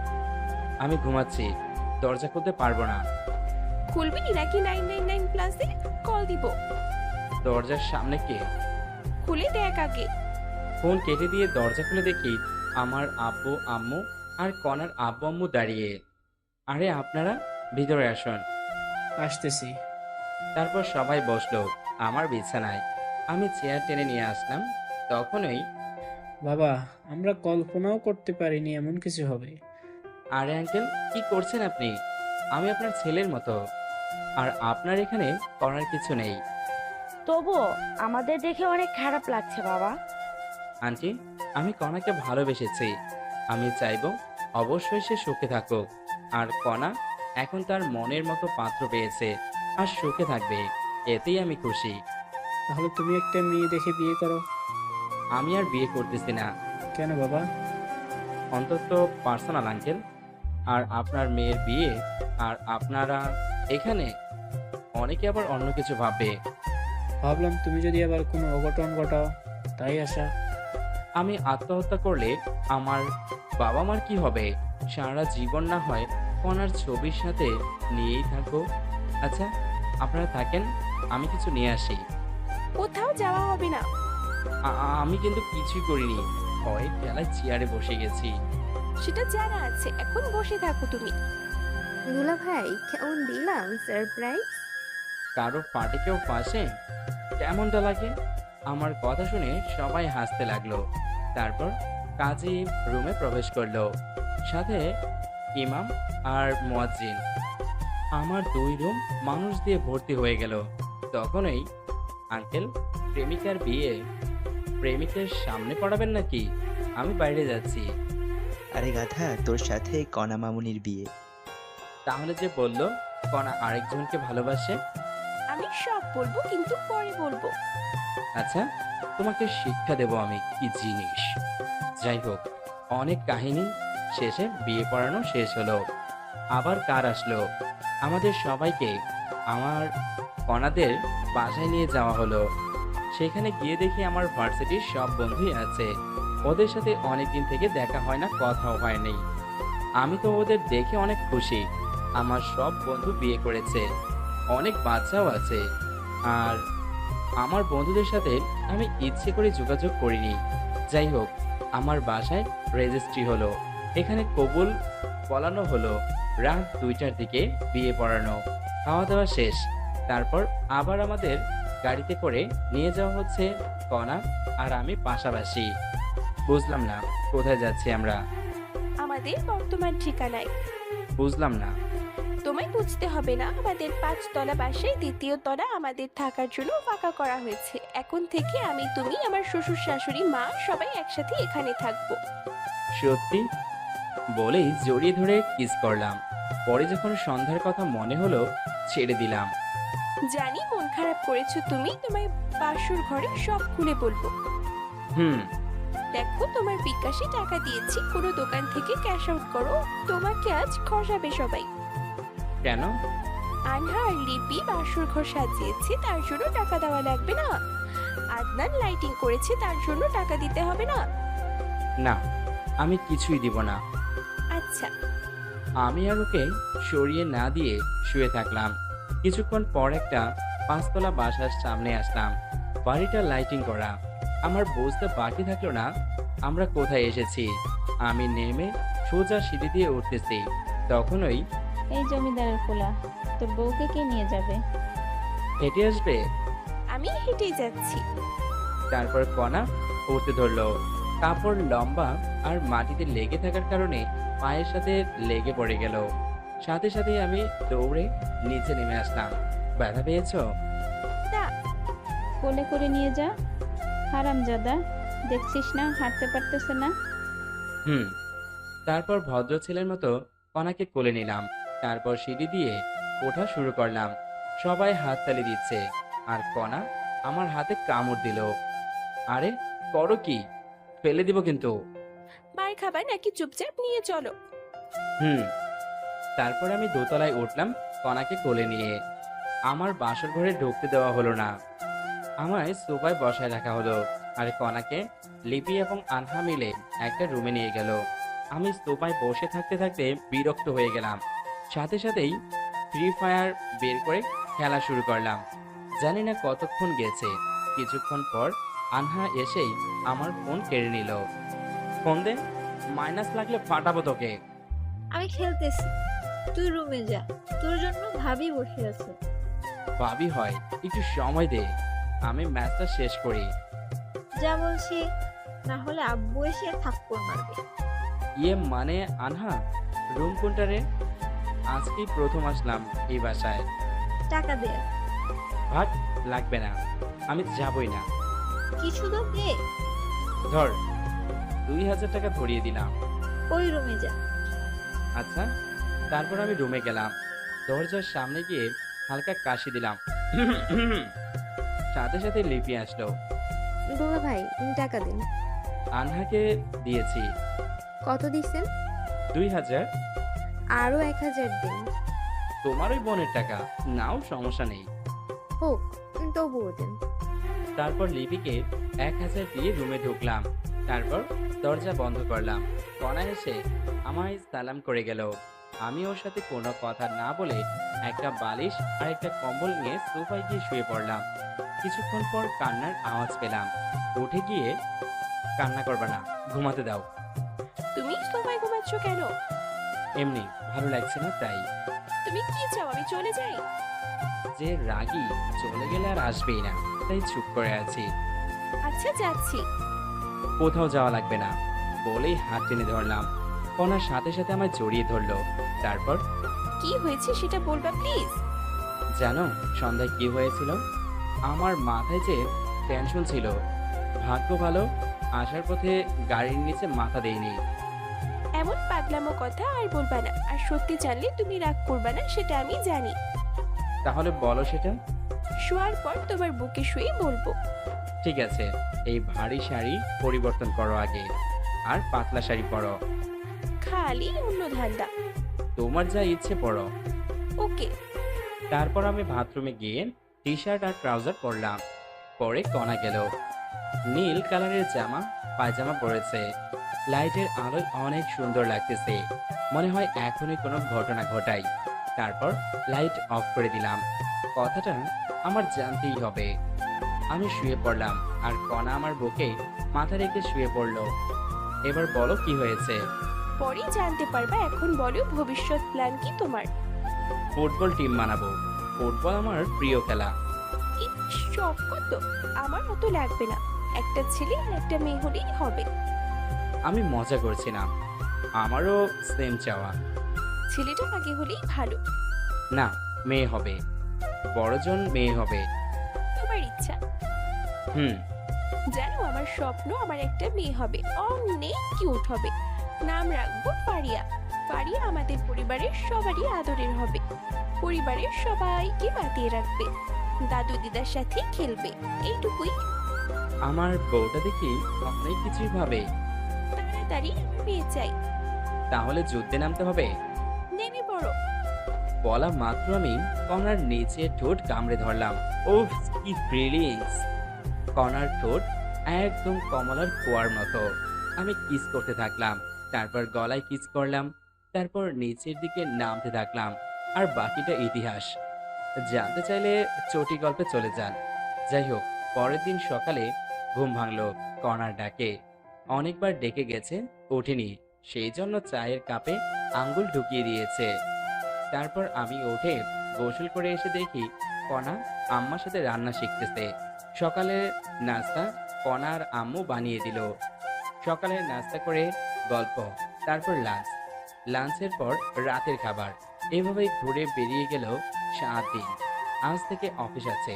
সকালবেলা কণাকে আম্মু আর রান্নাঘরে ডাকতে দেয় না, তবুও কণা জোর করে ঢুকে সকালের রান্নার সময় থেকে কিন্তু রাতে থাকতে পারে না। এভাবে সকালবেলা অফিস যাওয়া, অফিসের কাজ করা, রাতে আবার বাসায় আসা। আর আব্বু এখন চাকরি করে, আর কণাকে বাসায় রাখা হয়েছে। 1 মাস পর পরীক্ষা। যাই হোক, এভাবে কেটে গেল 3টি বছর। 3 বছর পর অফিস বন্ধের দিন সকালে। পাপা, পাপা, ও তো তাড়াতাড়ি, আম্মু লাঠি দিতে। আসুক মামুনি। পাপা, আজ কোথায় যাবে? আজ তোমার দাদু, দিদা, পপি, তোমার মাম্মি সহ ঘুরতে যাব। কি মজা, কি মজা। আমার বিয়ের 2 বছর পর ফারিয়া আমাদের পরিবারে আসে। ফারিয়া অনেক কিউট, সারা দিন সবাইকে দৌড়ের উপর রাখে। আর আনহা মেডিকেলে পড়ে এখন। আমি ব্রাশ করে রান্নাঘরে গেলাম। আমি যাওয়া মাত্র আম্মু অজুহাত দিয়ে চলে গেল। আম্মুও বুঝতে পারছে। আমি কণাকে পেছন থেকে জড়িয়ে ধরলাম। কণার সাথে সাথে নড়াচড়া বন্ধ করে দিল। কি করো আম্মু? আসবে? আরে আসবে না? দাঁড়াও, বাজার করে এনে দাও।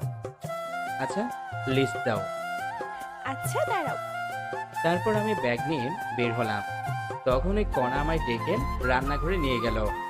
লক্ষ্মী ছেলের মতো বাজার করবার রাস্তা দেখে পার হবে, ওকে? তারপর আমি বাজারে গিয়ে লিস্ট অনুযায়ী বাজার করলাম। বাজার নিয়ে বাসায় আসলাম লাঞ্চের দিকে। বাসায় এসে গোসল করে টেবিলে বসলাম। আমাদের অভ্যাস হয়ে গেছে, সবাই আম্মুর হাতের তোলা ভাত খায়। আজও আম্মু সবাইকে তুলে খাওয়াচ্ছে, আর আমরা সবাই তৃপ্তি সহকারে খাচ্ছি। আমরা আবার আম্মুকে তুলে খাওয়াচ্ছি। আপনারা সবাই দোয়া করবেন আমরা যেন সারা জীবন এমনভাবেই থাকতে পারি।